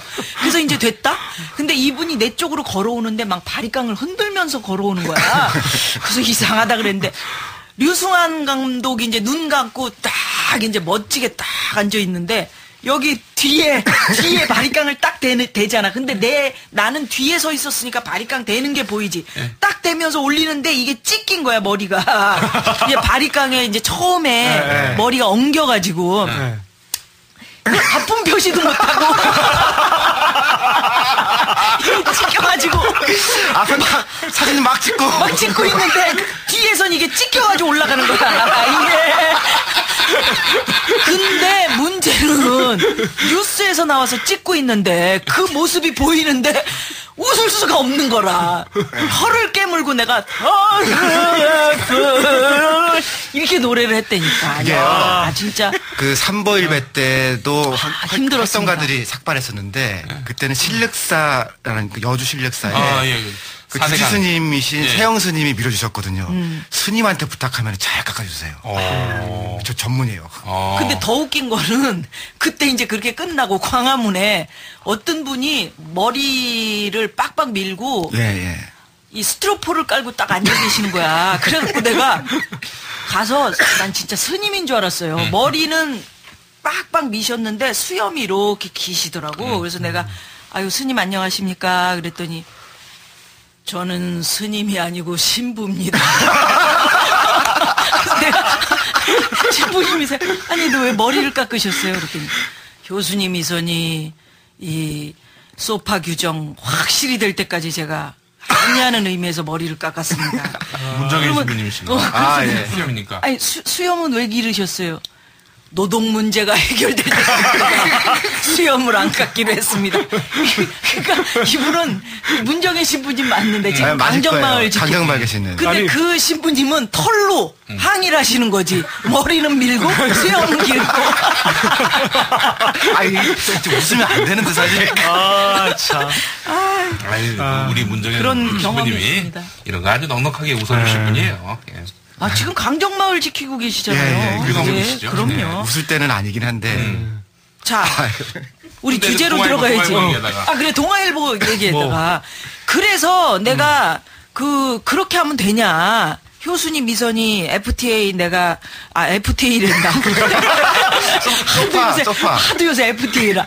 소파 규정이 요거 잘못된 부분을 고치자 하고 나간 건데 이게 뭐냐. 거기에 뭐라고 돼 있었냐면 그 촛불 시위에 노사모 회원들과 함께한 김미화 이렇게 나왔었단 말이야. 그래서 내가 거기에 무슨 노사모 회원이 있었냐. 나는 노무현 대통령하고 관련이 없다. 내가 사회를 본 적은 있다. 방송에서. SBS에서는 방송 녹화를 했었고, 그 다음에 MBC, 그러니까 YTN에서 보도를 하는 인터넷 기자와의 대화에 내가 사회를 봤었지. 임기 1년 남겨놓고.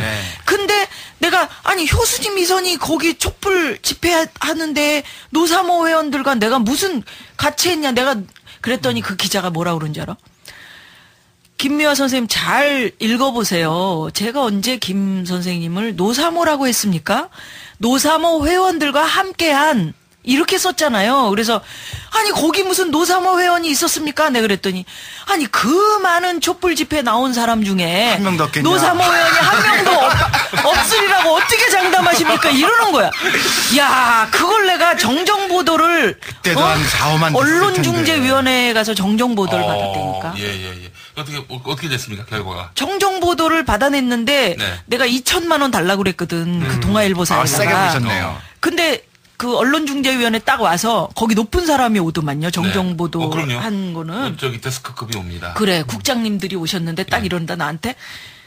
2천만 원 안 달라 그러면 바로 오늘부로 정정하겠습니다. 그래서 내가 근데 2천만 원 해주죠. 주지 말고 그냥 정정보도 하세요. 나는 정정보도 하는 근데 게 정정보도 하면 사람들이 그거 눈에 띄게 볼 수 있는 한 자리에 박스 처리도 안 하고 이 맨 구석에다가 아주 짧게 정정보도가 없어, 나왔는지도 몰라 사실은. 의미가 없어요 그렇게. 그래서 그것 때문에 일전에 그 열린우리당 의원이었던 정청래 전 의원이 그 교감한테 아주 뭐 쌍소리를 했다 이렇게 조선일보하고 문화일보가 보도를 했어요. 그 선거를 앞두고 18대 총선 바로 앞두고 그게 나오는 바람에 떨어졌는지 하여간 여파를 받았겠죠.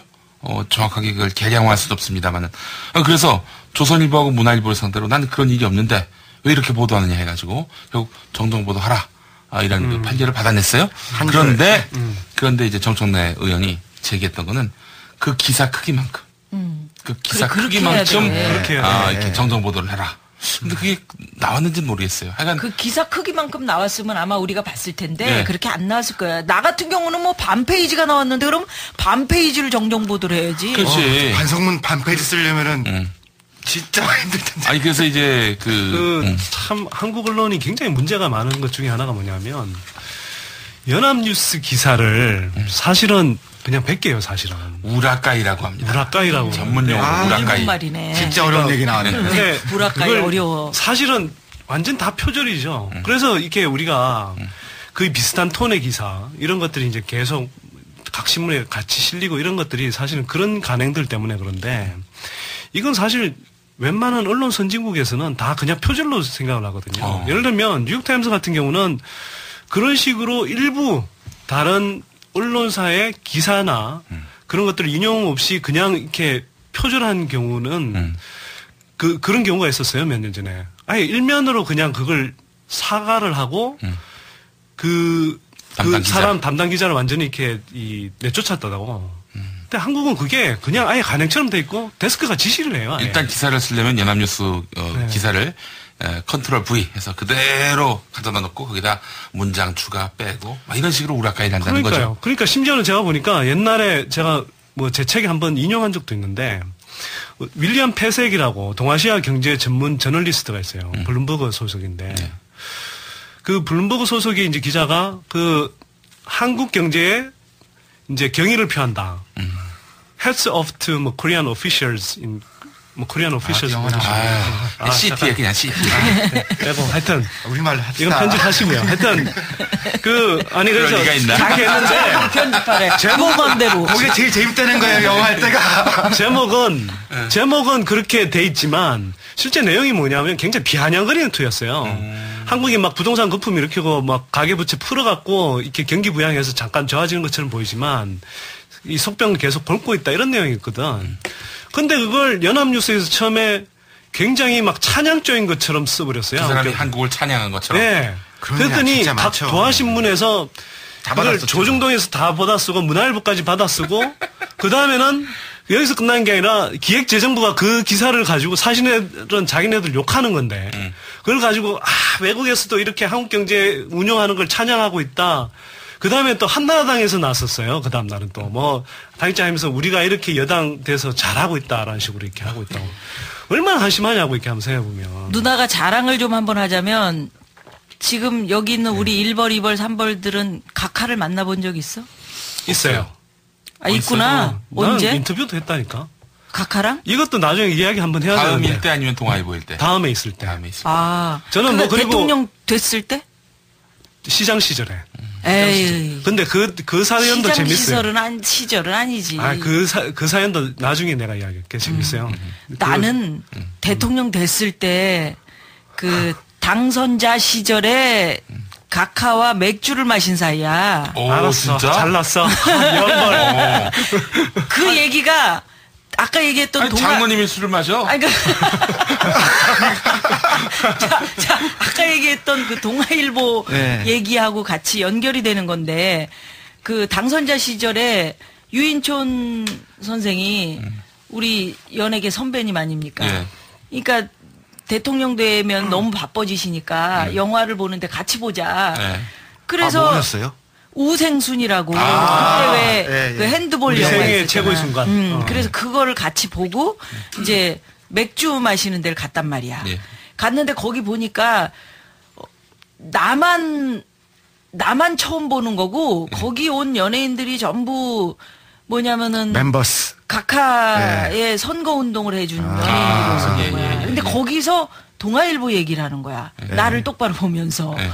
뭐냐면 한나라당 쪽 지지한 연예인들이 신문을 보니까 굉장히 불이익을 당하고 그렇게 탄압을 받고 그러던데 내가 만약에 대통령 안 됐으면은 얼마나 많이 그 나를 도왔던 연예인들이 힘들어질까 그런 생각을 그 신문을 보면서 했다. 그래서 내가 그 자리에 있을 수가 없는 그런 상황이더라고. 나는 아니, 뭐 그냥 노무현 정부 때 탄압받은 연예인이 있었네. 아니 그러니까 스스로 사실은 방송 환경이라는 게 스스로 못하면 도태되는 거지. 누구를 탄압하고 탄압받고 이런 환경은 아니잖아. 나는 그렇게 봤거든. 예전에 누구 닮아가지고 진짜 피해를 본 전두환 전 대통령을 닮았다거나 이주일 선생님하고 그래 뭐 그렇게 해서 뭐 탄압을 받은 적은 있어도 그렇죠. 그것도 저 주걱턱 그 신철호 선생. 그렇지. 심지어는 잘못된 기사에 정정보도가 났는데도 정정보도에 대한 거를 얘기를 안 하죠. 안 하지. 그래서 내가 그 자리를 박차고 일어나서 그냥 나왔거든. 멋있었다. 그래서 내가 황금잎을 찍고 싶어도 황금잎을 못 찍고 거기서 KBS에서도 이런 상황이 된 오늘날 1벌, 2벌, 3벌을 데리고 이렇게 야밤에 이게 무슨 일입니까 이게? 김미화와 벌떼들. 아니 근데 저기 장로님도 진짜 맥주 드셨어요? 맥주 잘 드시던데. 원래 안 드시는 거 아니에요? 술 좋아하신다고 그러던데. 뭐 술 잘 먹는 건 알고 있지만 장로 된 다음엔 안 먹었다는. 사실은 뒤에서 다 드시긴 하시지만 어떤 분은 또 자리에서. 그렇지. 저 혼자서 굶으면서 뭐 하는 거 있잖아. 금식하면서 빵 혼자 드시다 그분 서울대병원에서 보름달빵이었어. 보름달빵이었어. 보름달빵을 먹는데 누군가 탁 들어왔어요. 막 되려 화를 내. 너 그더라고 들어와. 그건 흉내가 안 되는구나. 아니 흉내를 내면 다 아니까. 그렇지. 아까 얘기 나왔던 김규태 의장님이 그 단식하다가 도시락 시켜 먹은 얘기는 알고 있는데요. 진짜요? 나 그런 것만 알고 있어요. 이러다가 우리 주제 못 들어간다.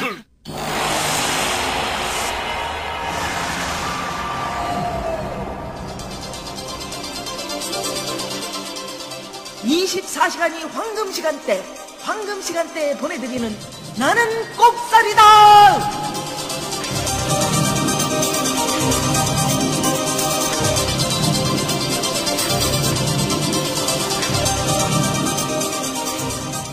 자, 우선 세계 경제 위기라는 게 뭐 어디까지 온 건지 사람들이 보이지도 않고 만져지지도 않기 때문에 불안하거든요. 어디까지 온 거야? 2008년에 이제 그 금융위기가 왔잖아요. 그래서 그러니까 이 금융위기가 왜 왔냐? 부동산 가격이 막 올랐다가 그걸 가지고 어쨌거나 이제 뭐 우리 주택담보대출 내듯이 미국에서 이제 그 모기지 대출을 엄청 해줬죠. 근데 뭐 지난번에 설명했듯이 이제 그걸 가지고 파생 금융 상품 만들어서 이제 막 확 뿌리다 보니까 이게 미국에서만 그런 게 팔린 게 아니라 전 세계적으로 이제 팔렸었단 말이죠. 근데 이게 기본적으로는 집값이 떨어지면, 그러니까 부동산 가격이 떨어지면 이 대출, 상품 이런 것들이 다 부실해지게 돼 있어요. 이와 연관돼 있는 뭐 파생 금융 상품도 다 부실해지게 돼 있는 거죠. 거기다 보험까지. 그렇죠. 그럼 그 파생 상품에도 보험을 들거든요. 그러니까 보험사들까지 이제 같이 위험해지니까 금융이 전체적으로 불안해지게 되는 불안해지는 거죠. 그래서 이제 그게 와장창 무너진 게 2008년이었고 그 정점이 이제 리만 브라더스 글로벌 금융 위기. 그렇죠. 그래서 이제 그게 꺼지면서 이게 금융위기에서 시작이 됐지만 이게 금융이 확 위축되면서 이제 기본적으로 시장 경제라는 것은 이 돈을 빌려주는 시스템이잖아요. 예. 돈을 빌려줘서 그 돈을 가지고 사실 이제 이 경제 활동, 이자로. 경제가 굴러가는 건데 이게 이른바 신용 경색 현상이 벌어지면서 돈이 다 막혀버린 거야. 핏줄이 막히는 것처럼. 그렇죠. 네. 핏줄이 막히는 것처럼 이제 이 피가 공급이 안 되는 거지. 그러니까 이제 실물 경제도 죽는다고요. 실물 경제라는 건 그러니까 금융의 이제 반대인 거죠. 뭐 생산하는 그 기업들이 이제 생산하고 뭐 그런 이제 영역들이라고 하시는데 실물 경제까지 이제 죽어버린 거죠.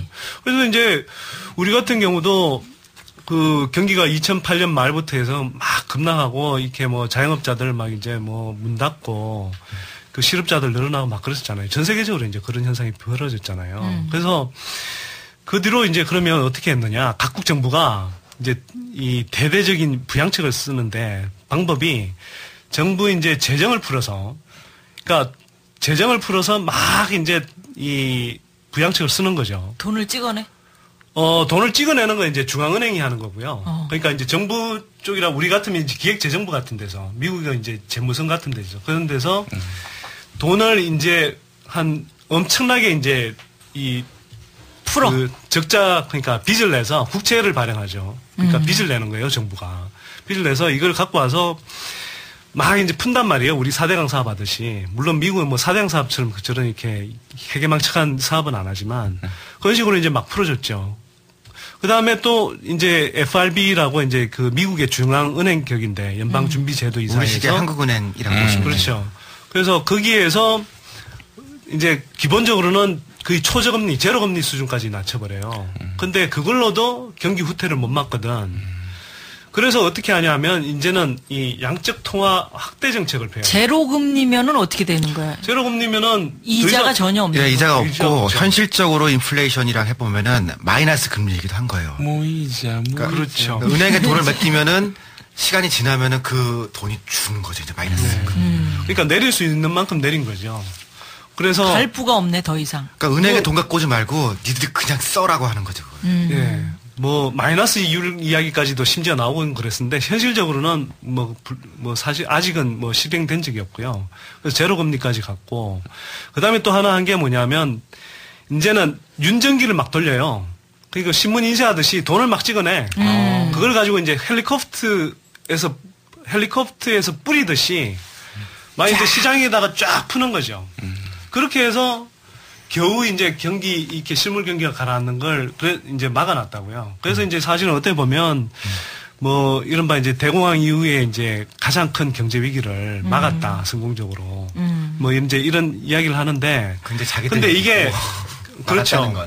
지금 이거는 근데 이제 위기를 구조적으로 해소했다라기보다는 막아놓은 것 또는 지연시켜 놓은 것 이것에 좀 아직은 가까운 거죠. 그래서 우리식 표현들 하면은 기업이 뭔가 잘못해서 투자 잘못한 거 아니에요. 그러니까 뭐 땅 투기를 잘못했든지 뭐 집을 잘못 지었든지.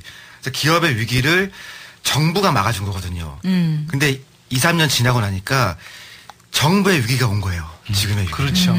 그러니까 민간의 가계부채라든지 기업들이 다 해결해 주다 보니까 민간의 부채들이 자기 쓰잖아요. 그걸 이제 정부가 돈을 막 투입해서 공적 자금도 넣어주고 그다음에 이제 민간의 그 가계부채 같은 것도 일정하게 이제 뭐 대출금리 낮춰준다든지 해서 이렇게 해소를 해줬다고요. 그다음에 이제 경기 침체 가라앉는 걸 이제 돈 풀어서 막 이제 해줬죠. 근데 이게 보면은 기본적으로 돈을 쫙 푸는 거잖아요, 시장에. 그러면 돈이 흔해지면 상대적으로 물건값이 비싸지는 거죠. 인플레이션이라고 하는 현상. 이게 이제 물가 상승으로 나타난 거예요. 이게 이제 진행이 되다 보니까 뭐 이 가라앉았던 유가도 뛰고 뭐 농산품 뭐 그다음에 이제 각종 뭐 구리 원자재 이런 것까지 막 국제적으로 뛰어버렸잖아요. 이런 이제 라면값까지 뛰었어요, 우리나라는. 라면이 그렇죠. 정말 서민들 그 예전 어려울 때 먹는 음식인데 지금도 마찬가지고 그런데 너무 이제 많이 뛰어버렸어. 뭐 이제 전 세계적으로 이제 그런 현상까지 이제 생겨버렸는데 문제는 한국 같은 경우는 뭐 이렇게 여러 번 이제 설명하게 되지만 환율 같은 것도 인위적으로 이제 정부가 계속 떠받쳐서 외국에 원화를 보내면은 저쪽에 들어가는 거죠. 그러니까 뭐 유학생이 있거나 뭐 미국에 누가 있어서 뭐 기러기 아빠한테 돈을 보낸다. 그러면은 1,000원 보냈으면은 이제 900원만 가는 달러가 비싸지는 거네. 비싸지는 거고. 우리 원화 가치는 떨어지는 거죠. 그래서 예전 같으면 뭐 한 1,000원으로 살 수 있었던 물건이 있단 말이에요. 근데 이거는 같은 1달러인데 이제는 1,200원을 주고 사야 돼. 그러니까 그만큼 비싸게 사오잖아요. 그러면 이게 이제 이른바 이제 수입 물가가 높아지는 거거든요. 근데 여기에서 그치는 게 아니라 이걸 가지고 원자재를 활용해서 뭐 이렇게 납품하는 뭐 협력업체도 있고 하도급업체도 있단 말이에요. 그럼 이게 생산자 단계에서 또 이제 생산자 물가가 올라가요.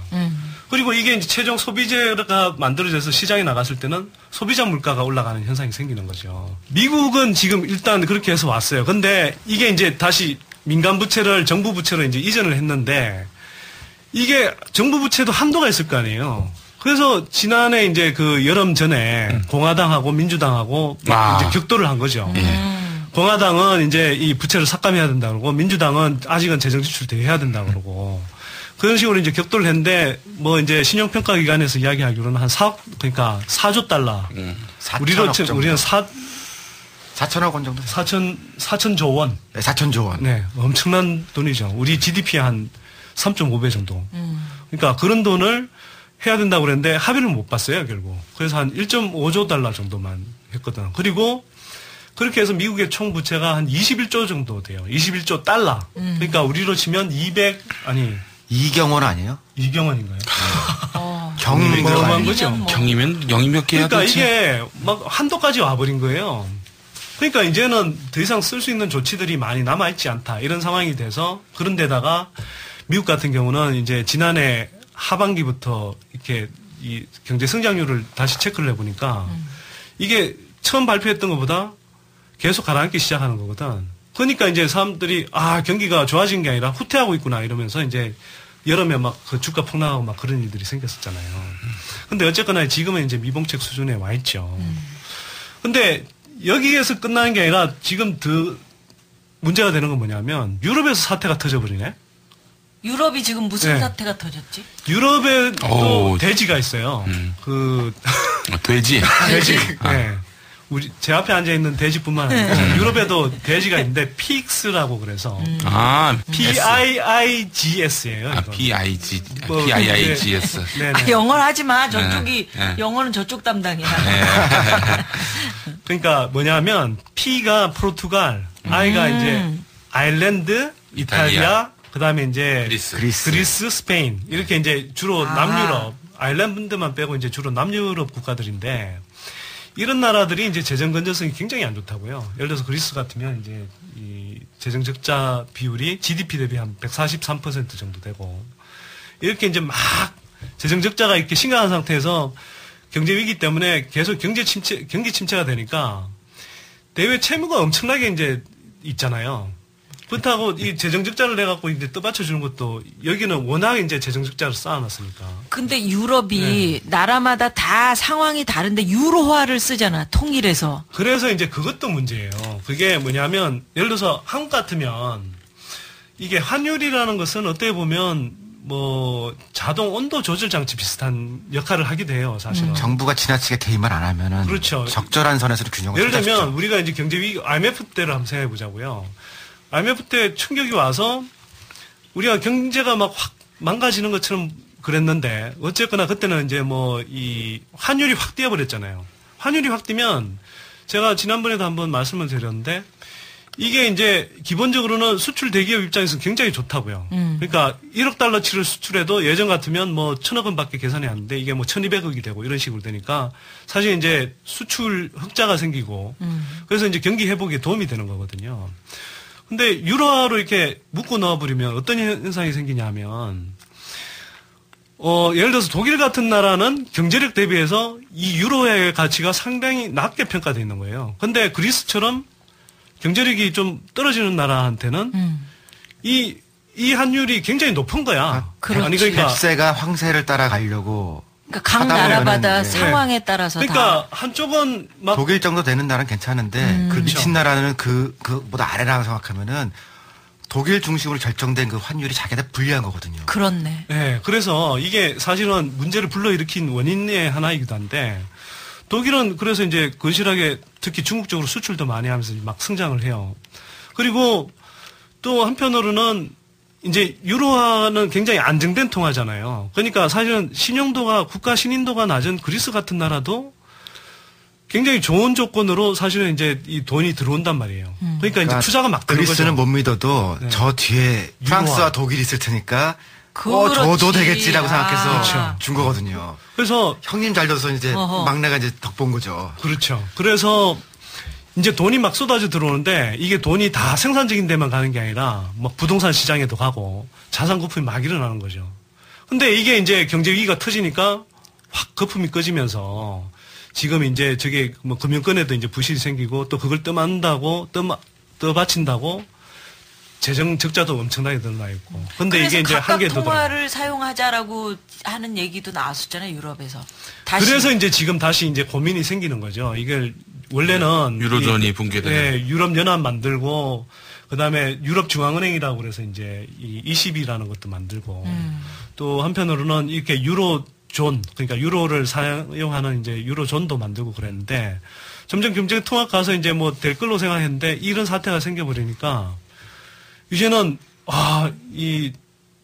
정말 계속 우리가 통합하는 방향으로 갈 수 있을까 이런 생각이 이제 독일이나 프랑스 같은 경우는 두 나라가 전쟁을 치렀잖아요 2차 대전 때.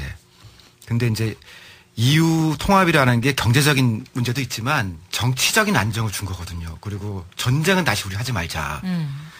그러니까 당장 경제적인 거로만 해결하면은 찢고 각자 알아서 죽을 놈 죽고 살 놈 살자 하면 되는데 그러면 전쟁을 또 할 거 아니냐 이거죠 언젠가. 그래서 돈만으로 생각하지 않고 그러니까 평화적인 그런 지역으로 이제 묶어 나가려고 하는데 이제 이 스페인이나 이런 데 돈을 꿔줘야 되는 프랑스나 독일 입장을 보면은 아이고 나 죽겠네 이런 거죠. 쟤들 좀 잘 좀 하지 힘들어 죽겠다. 그리고 이게 문제가 뭐냐면 이게 그러니까 아까 이 남유럽 대지 국가들은 빚을 빌려서 문제인 거고 프랑스하고 이 독일 같은 경우는 이 빚이 물려 있는 거예요. 돈을 받아야 되는데. 주로 이제 프랑스가 라틴계 국가들 그러니까 서로 좀 친하죠. 그러니까 사실은 서로 물려 있는 거죠. 왜 이렇게 돈을 못 갚게 되면 채무자만 힘든 게 아니라 채권자도 사실 굉장히 힘들잖아요. 지금 그런 상황이죠. 그래서 이제 지금 그나마 떠받칠 수 있는 건 프랑스, 독일, 그 중에서도 이제 독일인데, 그래서 이제 독일 같은 경우에 역할이 중요한데, 이 역할을 독일한테만 또 맡기면 독일 입장에서는 국민들이 가만히 있겠냐고요. 아니, 저기 흥청망청 쓰고 하는 건 뭐 그리스나 뭐 이렇게 이탈리아 같은 나라에서 했는데, 왜 저 나라들이 무너지는데 우리가 이렇게 땜빵을 해야 되냐. 뭐 그런 식의 이제 반반이 있는 거죠. 그러니까 이제 이게 제대로 위기 수습이 계속 안 되고, 그러니까 이 유럽 정상들이 모이면 말은 굉장히 앞서가요. 근데 이게 각국에 돌아가서 야 우리 이거 요번에 뭐 예를 들어서 객출해서 뭐 1조 달러, 1조 유로 모으기로 했다 이렇게 이야기를 하면 예를 들어서 이렇게 각국에 분담금이 있을 거 아니에요. 근데 그걸 정치적으로 추인을 못 받는 거죠 군대 가면. 그러면 이제 점점 원래는 허미로 막을 수 있는 건데 그걸 정치적으로 합의될 때는 가래로 막아야 되는 상황이 되고 계속 이런 식으로 이제 위기가 지연이 되는. 그래서 이게 2008년도 이후에 점점 커지면서 이렇게 온 거거든요. 근데 이제 국가도 못 막는다 그러면은 이제 막을 수가 있는 데가 없고 그러니까 유일하게 이제 이걸 막으면서 버텨온 거는 중국 같은 이제 소위 그 개도국인데 굉장히 큰 경제들이 있잖아요. 여기서 이제 돈을 그러니까 어떤 식으로 풀어가지고서 이제 경기 부양을 했던 건데. 중국이 최근 이제 중국도 이제 인플레이션 문제에 부딪히고 있거든요. 그러니까 중국도 이제 좀 속도를 조절을 하자고 그러면은 확 떨어졌다가 중국이 다시 돈을 좀 풀 거다라고 하면 이제 또 확 올라갔다 그러니까 전체적으로는 계속 떨어지는 와중에도 롤러코스터 장사가 생기는 거죠 이제. 중국 눈치도 때문에. 좀 봐야 되는 거고. 네. 아니 그리고 특히 이제 프랑스 같은 경우도 지금 근데 이게 갈수록 이게 위기 해법이 이제 자꾸 지연되고 그러니까 이제는 각 그 남유럽 국가들의 신용 등급뿐만 아니고 뭐 그리스, 이탈리아는 이미 이제 그리스, 포르투갈 뭐 이런 데는 투기 등급까지 거의 떨어졌고요. 그러니까 투기 등급이라는 건 이거는 정상적으로 투자하기가 힘든 국가다. 그리고 한번 생각해 보세요. 이게 지속할 수가 없는 게 예를 들어서 지금 재정 적자는 엄청 있어요. 근데 경제 성장률이 1%도 안 돼, 이런 나라들은. 실제로 마이너스 성장을 해요. 그러면 빚을 내야 되잖아. 그걸 이제 국채를 발행한다고 그러는데, 빚을 내면 이 나라 신용도를 못 믿으니까 국채 이자가 막 한 7% 이렇게 넘어가 버린단 말이에요. 그러면 경제 성장해서 빚을 갚을 상황이 요원해져 버리는 거지. 이런 상황이 돼 있고요. 그 다음에 이 국가 재정뿐만 아니라 유럽 사태의 경우에는 프랑스 같은 경우가 특히 위험한데 뭐냐면 이게 이 국가 정부만 빌려준 게 아니라 금융기관들이 엄청나게 빌려줬어요. 그러니까 어디다가? 그러니까 이제 남유럽 국가들한테 막 부동산 자산 투자도 하고 막 여러 가지 이제 뭐 기업도 사재기 하고 뭐 이제 그러면서 빌려준 돈들이 그 프랑스 같으면 거의 뭐 한 5천억 달러 정도 되거든요. 이게 5천억 달러가 우리 그러니까 500조 정도니까 우리 GDP 한 네, 절반 정도. 4대강 20번 할. 그러니까 그런 식으로. 그래도 저희 G20회의 한번 열면 됩니다. G20회의 한 번만 열면 돼요. 450조. 지금 하여튼 그런 상황까지 와 있고요. 그러니까 이게 이 문제가 참 쉽게 해결이 안 되는 건데. 얘기 들으면서 그 나비 효과라는 거를 생각을 해봤는데 누나가 지구 저 반대편에서 나비가 날개짓하면은 그게 엄청난 폭풍이 돼서 이쪽으로 오는 거 아닙니까? 그러니까 이렇게 세계 경제가 나빠지고 다 힘들 때 그럼 우리한테 미치는 영향이 뭐냐? 사실은 나도 생활하는 사람이지만 아직 뭐 세계가 그렇게 어렵다 그러는데 나한테 지금 뭐 해를 주는 게 뭐가 있어? 피부에 안 와닿거든. 그러니까 지금 우리 경제 얘기를 해달라고. 일단 당장은 이제 정치적인 것들을 생각해 보면은 우리 지금 대통령이 이렇게 좋으신 분은 아니잖아요. 그러니까 2008년 상태가 뭐 본성도 좀 그런 것 같고요. 그러니까 2008년도에는 위기가 왔는데 위기가 왔으니까 그때 하자고 꺼낸 게 4대강이었어요. 정부가 뭐 사업을 해야 되니까 마침 필요하다라고 해서 대운하는 안 한다고 사과를 했대, 촛불 집회 때. 근데 그거를 4대강으로 바꿔서 2008년도에 꺼낸 거예요. 일자리 창출 얘기하셨지. 실제로는 일자리 거의 생기지도 않지만 그 4대강이 그때 국회에 던져진 거는 그런 거고요. 포크레인 몇 대로. 그다음에 내년도에 세계적으로 위기가 올 거다라고 지금 대부분 다 얘기를 하거든요. 그래서 우리나라에서 또 받은 게 한미 FTA를 해야 된다는 거예요. 정치적인 거로 보면은. 그러니까 내년은 굉장히 어려울 테니까 그럼 FTA라도 해서 우리가 극복을 하자. 정치적으로 활용됐죠. 거꾸로인 거죠, 사실은. 이게 오히려 지금도 우리는 이 교육 비중이 높다라는 건 거꾸로 이야기하면 대외 민감도가 굉장히 높아져 있다라고 하거든요. 대외 민감도? 그러니까 뭐냐면 외국이 바뀔 때 우리가 외국에서 이렇게 막 그 뭐 경기가 이렇게 급락한다든지 이렇게 되면 그 여파를 우리도 받게 돼 있잖아요. 예를 들어서 봐봐요. 유럽 경기 침체하고 미국 경기 침체해버리면 우리가 주요 수출국들이 뭐 중국이 제일 크지만 유럽하고 그다음 미국이란 말이에요. 그러면 여기 수출 물량이 확 줄어드는 거야. 그게 수요가 줄어드니까. 이런 식으로 이제 우리도 굉장히 영향을 크게 받게 돼 있거든요. 그러니까 일본이 우리보다 무역 규모 자체는 뭐 작지 않은데요. 일본은 국내 내수가 한 60% 정도 되거든요. 그러니까 내수 시장은 지키고 있구나. 그러니까 일본은 오히려 외국이 바뀌어도 우리보다는 좀 덜 움직이죠. 피해를 보는데. 그러니까 일본 같은 경우는 교역 의존도라고 표현을 하는데요. 그러니까 수출하고 수입이 이제 이 GDP 대비해서 이제 차지하는 규모를 이제 그렇게 설명을 하는데 일본은 한 40몇 %밖에 안 돼요. 우리는 근데 지금 뭐 100%를 넘어서고 막 이런 식이거든요. 그러니까 그 정도로 이제 비중이 큰데 한미 FTA를 하게 되면 지금 사실 세계 경제가 그렇게 불확실한 방향으로 지금 막 치닫고 있는데 이 진폭을 훨씬 키우는 방향으로 사실은 지금 하고 있는 거거든요. 그러니까 그런 면에서도 사실은 지금 시기적으로도 사실 굉장히 잘못된 선택이죠. 비유를 들면은 그러니까 남편이 회사에서 잘려서 기분이 나쁘잖아요. 그 김에 첩을 둔다라고 표현을 할까요? 그 뭔가 좀 문제가 생겼는데 그런 문제 생긴 김에 더 문제를 일으키는 그런 식으로. 근데 미치는 영향이 이런 게 있어요. 우리가 2008년을 생각해보면 좀 쉬운데요. 그때 환율이 확 뛰었잖아요. 환율이 확 뛴 이유가 여러 가지가 있는데 국내에 외국계 자금이 많이 들어와 있다고요. 그게 이제 뭐 2007년 이럴 때 이제 막 그 우리 시중은행에서 달러나 유럽계 자금 갖고 와서 막 이제 지난번에도 한번 이야기한 것 같아요. 부동산 펌프질을 했단 말이에요. 또 그런 것뿐만 아니라 엔캐리 자금이니 뭐 그런. 우리 이제 맞아. 엔화 막 끌어오고 그런 것도 들어와 있고요. 그다음에 이제 증권 투자라고 그래서 우리 이제 주식이나 채권 시장에 외국계 자금이 되게 많이 들어와 있어요. 근데 그런 것들이 아까 이야기했던 뭐 그쪽 시장에서 미국이나 유럽에서 신용 경색이 발생하면 그러니까 돈이 그 금융기관들이 하여튼 이렇게 뭐 돈을 닫아야 되는 상황이 돼버리면 이걸 해소를 해가 버린단 말이에요. 아까 그 ATM이라고 좀 그러는 거 아니에요? 근데 한국은 오면은 딱 카드만 딱 뽑으면은 바로 넣는 현금 지급기. 한국이 그 신흥시장의 현금 인출기다. 글로벌 ATM이라고 그러죠.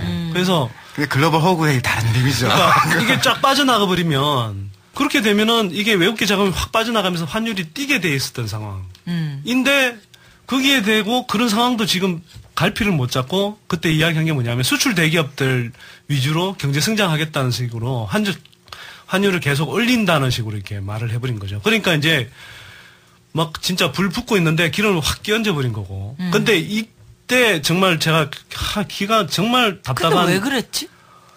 그러니까 상황을 전혀 몰랐던 거예요. 어떻게 진행되는지도 몰랐던 거고. 그 투자은행이 있어요. 투자은행 대표한테 나중에 들은 이야기인데 강만수가 그렇게 환율을 올린다라고 명시적으로 이야기를 해보니까 이 투자은행 입장에서는 너무나 막 호구인 거예요, 이게. 달러 올라가는 쪽으로 돈을 잔뜩 사두면, 달러를 사두면, 이게 시간이 지나면은 달러가 올라서 돈을 벌 거 아니에요. 그렇게 해서 그 은행 한 군데에서만 1조 원을 벌어갔대요. 1조 원은 아무것도 아니야. 아니, 근데, 그러니까 그 투자은행, 빼갔어요, 한국에서. 투자은행 한 군데에서만. 야. 아니, 그때. 그러니까 그런 멍청한 짓을 제가 강만수 장관 보라고 이제 글을 썼는데, 뭐라고 했냐면은, 경제 언론에 있는 대로만 하자, 우리가. 라고 얘기를 했거든요. 그때 사람들이 저한테서 너 진짜 야비하게 썼다라고, 강만수 장관이 수많은 모피아 출신들이요. 경제학과 출신이 아니에요. 그래서 학부를 경제학과를 안 나와서. 법학. 경제 언론을 배운 적이 없었거든요. 그러니까 수많은 모피아라고 하면? 강만수 등등 해서 지금 어디에 있는 분들? 지금 뭐 금융위원회 등 해서 뭐 실제로 이제 실무를 하거나 결정하는 사람들이 법대 출신이 많아요. 그러니까 옛날에는 왜 고시 본다 그러면 뭐 가리지 않고 다 법대를 많이 갔잖아요. 제가 학부 때 우리가 배웠던 경제 언론대로만 하자라고 하면 그냥 그 양반들은 경제 언론은 안 배웠거든요. 그러니까 지금 이 환율 말씀하신 것처럼 이제 환율이 올라갈 건데 더 올린다고 하는 얘기는 그러니까 무슨 뭐 막스 경제학이나 자본론이나 혹은 뭐 이런 그 필요 없이 학부 때 배우는 경제 언론대로만 해도 그렇게 하면 안 된다고 돼 있거든요. 근데 우리가 그 거꾸로 한 거죠. 그리고 이게 이제 아까 이제 외국계 자금이 확 빠져나가 버리면 환율이 뛰는 것뿐만 아니라 기본적으로는 이게 주가가 지금 빠져버리잖아요. 근데 이런 게 문제예요. 그러니까 제가 보기에는 그러니까 증시라는 거는 기본적으로 단기 투자는 투기거든요. 그러니까 개인이 들어와서 돈을 벌거나 말거나 저는 신경 안 쓰는데 우리 돈을 갖다가 이 돈을 쓰는 거는 문제라고 봐요. 그러니까 연기금이라고 표현하는데 이럴 때 국민연금 그다음에 우체국 연금, 그러니까 사학연금 들어가죠. 네. 사학연금 그다음에 당연히 들어가겠지. 우체국 보험 연금인가 그렇게 그렇죠. 이런 돈들을 갖다가 제가 보니까 이제 일정 부분은 그게 이제 주식 투자 들어갈 수 있는데 청와대에서 팩스가 온다는 거예요. 각 그 기관으로. 그래서 오늘 띄워라 막 이렇게 작전을 건다는 거거든요. 그래서 그런 식으로 하면은 사실은 그 연기금이라 돈을 벌 수가 없잖아요. 아니 그러니까 어디로 팩스가 온다는 거예요? 청와대에서. 제가 봤던 거는 아마 우정사업본부 쪽이라고 제가 이제 글로 팩스를 보내서 거기 이제 연금을 관련 사람이 있을 거 아니에요. 빨리 넣어라. 그걸 넣어라. 주식 투자를 지금 넣어라 빼라라고 얘기를 한다. 그렇게 한다고 저는 들었거든요. 그러면은 그렇게 하면 수익률을 맞출 수가 없잖아요. 그래서 올해 외국인들은 대부분 수익률 플러스였고요. 개인들도 일정하게는 수익률 플러스인 사람들이 있는데 정부의 공신연금은 다 마이너스라는 거 아니에요. 그러니까 우리 모두의 돈이 지금 여기서 이 와중에 증시를 떠받치느라고 계속 들어가는 거니까. 그리고 외국인들이 빠져나갈 때는 받쳐주니까 굉장히 빠져나가기 쉽고. 그래서 아까 이제 글로벌 ATM이라고 이야기합니다. 그러면 청와대에서 왜 그런 얘기를 하는 거야? 넣어라 빼라를 왜 간섭을 하는 주식이 떨어졌다고 하면은. 떨어졌을 때는. 일단 한나라당 지지자들이 주식을 해요. 그리고 각하가 3천까지 올린다고 그랬잖아, 주가. 그래서 관리하시는구나. 그러니까 어떤 식으로든 간에 주식은 올라간다는 걸 보여줘야 되는데 수가 없으니까 이제 연기금이라도 갖다 쳐박는 거거든요. 물가든 주식이든 이 보수는요. 통계만으로도 충분히 여론을 다스릴 수 있다. 통계 조작이 굉장히 익숙합니다. 그걸 이제 쉽게 숫자 노름이라고 그래. 예, 숫자 노름인데 이건 아예 실제로 실탄을 가지고 돈을 내버린 거죠. 하루에 우리 돈을. 우리의 돈이죠, 국민 사실은. 돈을. 예, 뭐 800억, 뭐 1000억 이렇게 그냥 막 넣고 외국인들 그 빼가고 그렇게 하면 이제 이를테면 이런 거죠. 뉴스에 보면은 막 떨어지다가 외국인들은 팔아가지고선 뭐 초반에 추락하다가 오후에 기관 투자가 들어오면서 뭘 버텼다 맞아. 막 하잖아요. 기관 투자가 그거구나. 그게 뭐냐면 장 마감하기 직전에 그러니까 오후에 들어온다고 도시락 폭탄이라고 그래요. 그러니까 그럼 이거 국민들이 항의를 해야 되는 거 아니야? 항의를 해야 되는데 그 언론에서 제대로 비판을 안 하죠. 근데 그게 이제 주가를 떠받쳐 준다라고. 우리 돈 갖고 그거를 하는 거니까 주식을 하지 않는 사람들 입장에 볼 때는 우리 연금이라고 맡겨놓은 돈을 갖고 지금 정부가 장난치는 거 아니에요. 이걸 PKO라고도 그래요. PKO가 왜 원래 평화유지군인데 이걸 앞에는 이제 원래는 평화유지군은 이제 또 영어 써야 되나? Peacekeeping Operation이라고 돼 있는데 이걸 앞에를 바꿔요. 그래서 Price Keeping Operation이라고 그래요. 그러니까 가격 유지 정책을 하는 거죠. 그런 식으로 이제 하고 있는 거예요. 근데 2008년 이후로 또 우리가 이제 국민연금 막 저 잔뜩 쌓아놓고 있으니까 340조 원 이상 지금 쌓여 있거든요. 저걸 이제 뭐 국채 같은 데나 투자하지, 그런 데만 하지 말고 뭐 투자 수단을 좀 다양화해라. 돈이 있으니까 이제 엉덩이가 들썩들썩 그래서 하는데 들어오고 나서는 그랬더니 엉뚱하게 어디를 투자하냐 하면 외국의 부동산 거품이 아직 꺼지고 있는 중인데 외국의 부동산을 사요. 그러니까 예를 들어서 영국 템즈 강변에 무슨 뭐 이렇게 뭐 빌딩 같은 걸 산다든지 미국에 뭐 빌딩 같은 걸 사놨는데 그게 장부상 가치로는 얼마에 샀다라고 돼 있지만 실제로는 시장 가치는 실제로 얘기하는 김에 진짜 그 리만 브라더스 망할 때 강만수 장관 등 해서 그 리만 브라더스 사자 그랬어. 연기금 가지고서. 리만 브라더스를 사자. 아예 그거 사자. 연기금으로. 그러니까 리만 브라더스 망해가는데 파산하기 한 달 전까지. 한 달 전까지. 네. 그래서 그거 안 샀으면 어떻게 했을 거야? 샀으면 망하는 거죠. 진짜 우린 망하는 거였지. 근데 그걸 조선일보에서 칼럼까지 써서 한국이 금융대국으로 이렇게 도약하는 뭐 발판이다 그러면서 막 사라고 그랬다고 한 달. 그런 분들을 어떻게 믿고 우리가 여태까지 왔습니까? 내가 좀 그러니까 연기금 증시에 쓰는 거는 사실 지난 정부에서부터 계속 풀어왔어요. 그러니까 노무현 정부 때도 그렇게 활용을 하자라고 제도는 그때 열어놨고 그걸 막 굴리는 거는 이제 이번 정부에서 한 거고. 어쨌든 이게 전체적으로 연기금이 지금 올해 수익률이 마이너스인데 이제 진짜 딜레마는 뭐냐면요. 증시는 더 내려갈 수도 있거든요. 내려가면은 우리 돈이 더 깨지는 거예요 지금. 그러면 어떻게 해야 되지? 결론을 내려야 되잖아. 일단 정권을 바꿔야 되는 거죠 이게. 우리들은 어떻게 해야 되는지, 국민들은 또 어떤 상황 뭐 일단 제가 가게 되는 건지. 내년 경제 뭐 전망들을 예를 들면 뭐 삼성경제연구소부터 해서 뭐 국책연구소까지 대체로 3%대 전망을 해요. 경제 성장률이. 그러니까 이건 뭐 기본적으로 올해보다도 경기가 굉장히 침체될 거라고 이제 전망을 하는 거거든요. 근데 문제는 내년도 예산안이 4% 성장하는 걸 기준으로 해놨거든요. 근데 그게 3%가 되면은 들어오는 세입은 줄고 그러니까 분명히 이제 한국도 재정 적자 문제가 생길 거라 이거죠. 그래서 세금을 악랄하게 지금 찾아내더라고. 아니 진짜로 그런 거예요. 왜 술, 담배, 교통범칙금 뭐 이런 거부터 시작해가지고. 아니 정부세는 깎아주고 그다음에 소득세, 직접세 이거 다 깎아주고. 간접세라는 게 그거지. 이런데 물에다가 뭐 붙이는 거, 그렇죠. 뭐 이런 것들. 소득하고 상관없이 그냥 뭐 이건 쉽게 말하면 이건희 회장이나 그냥 뭐 노숙자나 소비하는 만큼은 똑같이 세금을 내는 거예요. 그 비중이 높아지는 거지. 그러면 이게 기본적으로 소득이 그러니까 재분배가 되는 게 아니고 오히려 부익빈 부익부가 되는 거죠. 그러네. 세금은 많이 내는 거네. 간접세를 지금 현 정부 들어와서는 계속 간접세 비중이 높아지잖아요. 계속 높이더라고. 그런 거는 그래서 감세 정책이라고 내놓은 게 그때 제목이 뭐였냐면 뭐 경제 위기 극복과 뭐 서민 경제 제도약을 위한 세제 개편안 이렇게 이야기를 했었거든 제목을. 근데 제가 조사해 보니까 실제로 그거 감세 정책 하고 나서요. 상위 20% 세부담은 확 줄었어. 근데 하위 20% 하고 하위 40% 세부담은 오히려 확 늘어났어요. 근데 이게 무슨 뭐 그러면서도 맨날 이야기하는 게 위에 세금 깎아주면 그게 낙수물처럼 뚝뚝 떨어져서 트리클다운 효과. 예. 그래서 결론을 내려줘. 결론을. 그래서 지금 하여튼 내년은 어렵습니다. 그리고 부동산 시장도 제가 볼 때는 굉장히 내년은 위험하고. 아니 이렇게 하세요. 이렇게 하시면 돼요. 하여튼 일단 가게들은 박경철 원장님이 우리나라에서 실물에서 증시를 굉장히 잘 돈을 그 책을 써서 버신 분이거든요. 알지. 책으로 주시고. 그 양반이 벌써 2년 전에 그러니까 글로벌 금융이 나올 때 주식 뺐다는 거예요. 그러니까 돈을 벌 수 있으면 그 양반이 이제 막 했을 텐데 지금 안 하거든요. 그러니까 혹시 남편분이 지금 뭐 이렇게 뭐 해가지고 증권으로 돈 번다. 그러면 일단 뺄 수 있을 때 손절매라고 하거든요. 손해 보더라도 일단 빼고 내년에는 현금을 주고 있는 게 최고예요. 그리고 일단 무조건 이제 그 부채 다이어트.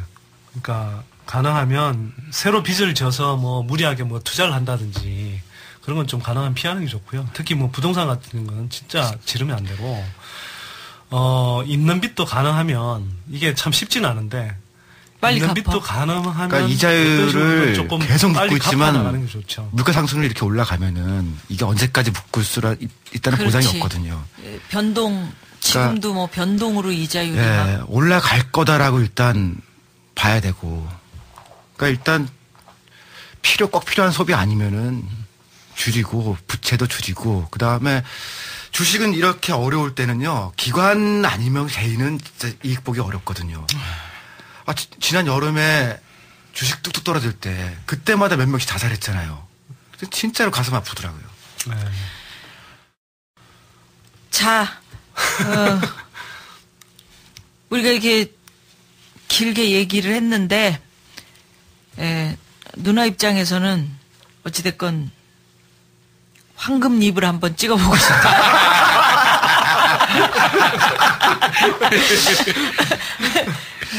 김근태 선생님. 안녕하십니까. 김근태입니다. 김미화 동지, 좋은 세상이 오면 반드시 골든 마우스 책임지겠습니다. 대단히 감사합니다. 오늘 청주에서 또 콘서트가 있고, 모레는 진주. 그래서 필리핀은 광주. 그러니까 그 다음 날은 미국. 많은 분들이 그렇게 맞아. 가는구나. 예. 그러니까 많은 분들이 건강을 걱정을 하던데 우리 삼벌은 건강. 저는 담배 안 합니다. 담배 때문에 그런 거야 그러면? 그렇죠. 김청수는 파랄리 담배입니다. 너무 담배를 많이 피워요. 그럼 욕은 어떻게 끊으려고 그래? 예? 욕도 끊으라고 그랬다며. 욕? 의사가. 부모님 줬을 때? 뭐 욕까지 끊을 이유가 뭐가 있어요? 이상한 의사네. 아니, 욕을 왜 끊어? 아니, 너무 흥분하면 또 심장에 무리를 주니까. 양반은 이게 일상이에요. 쉼표가 씨발이고. 존나고.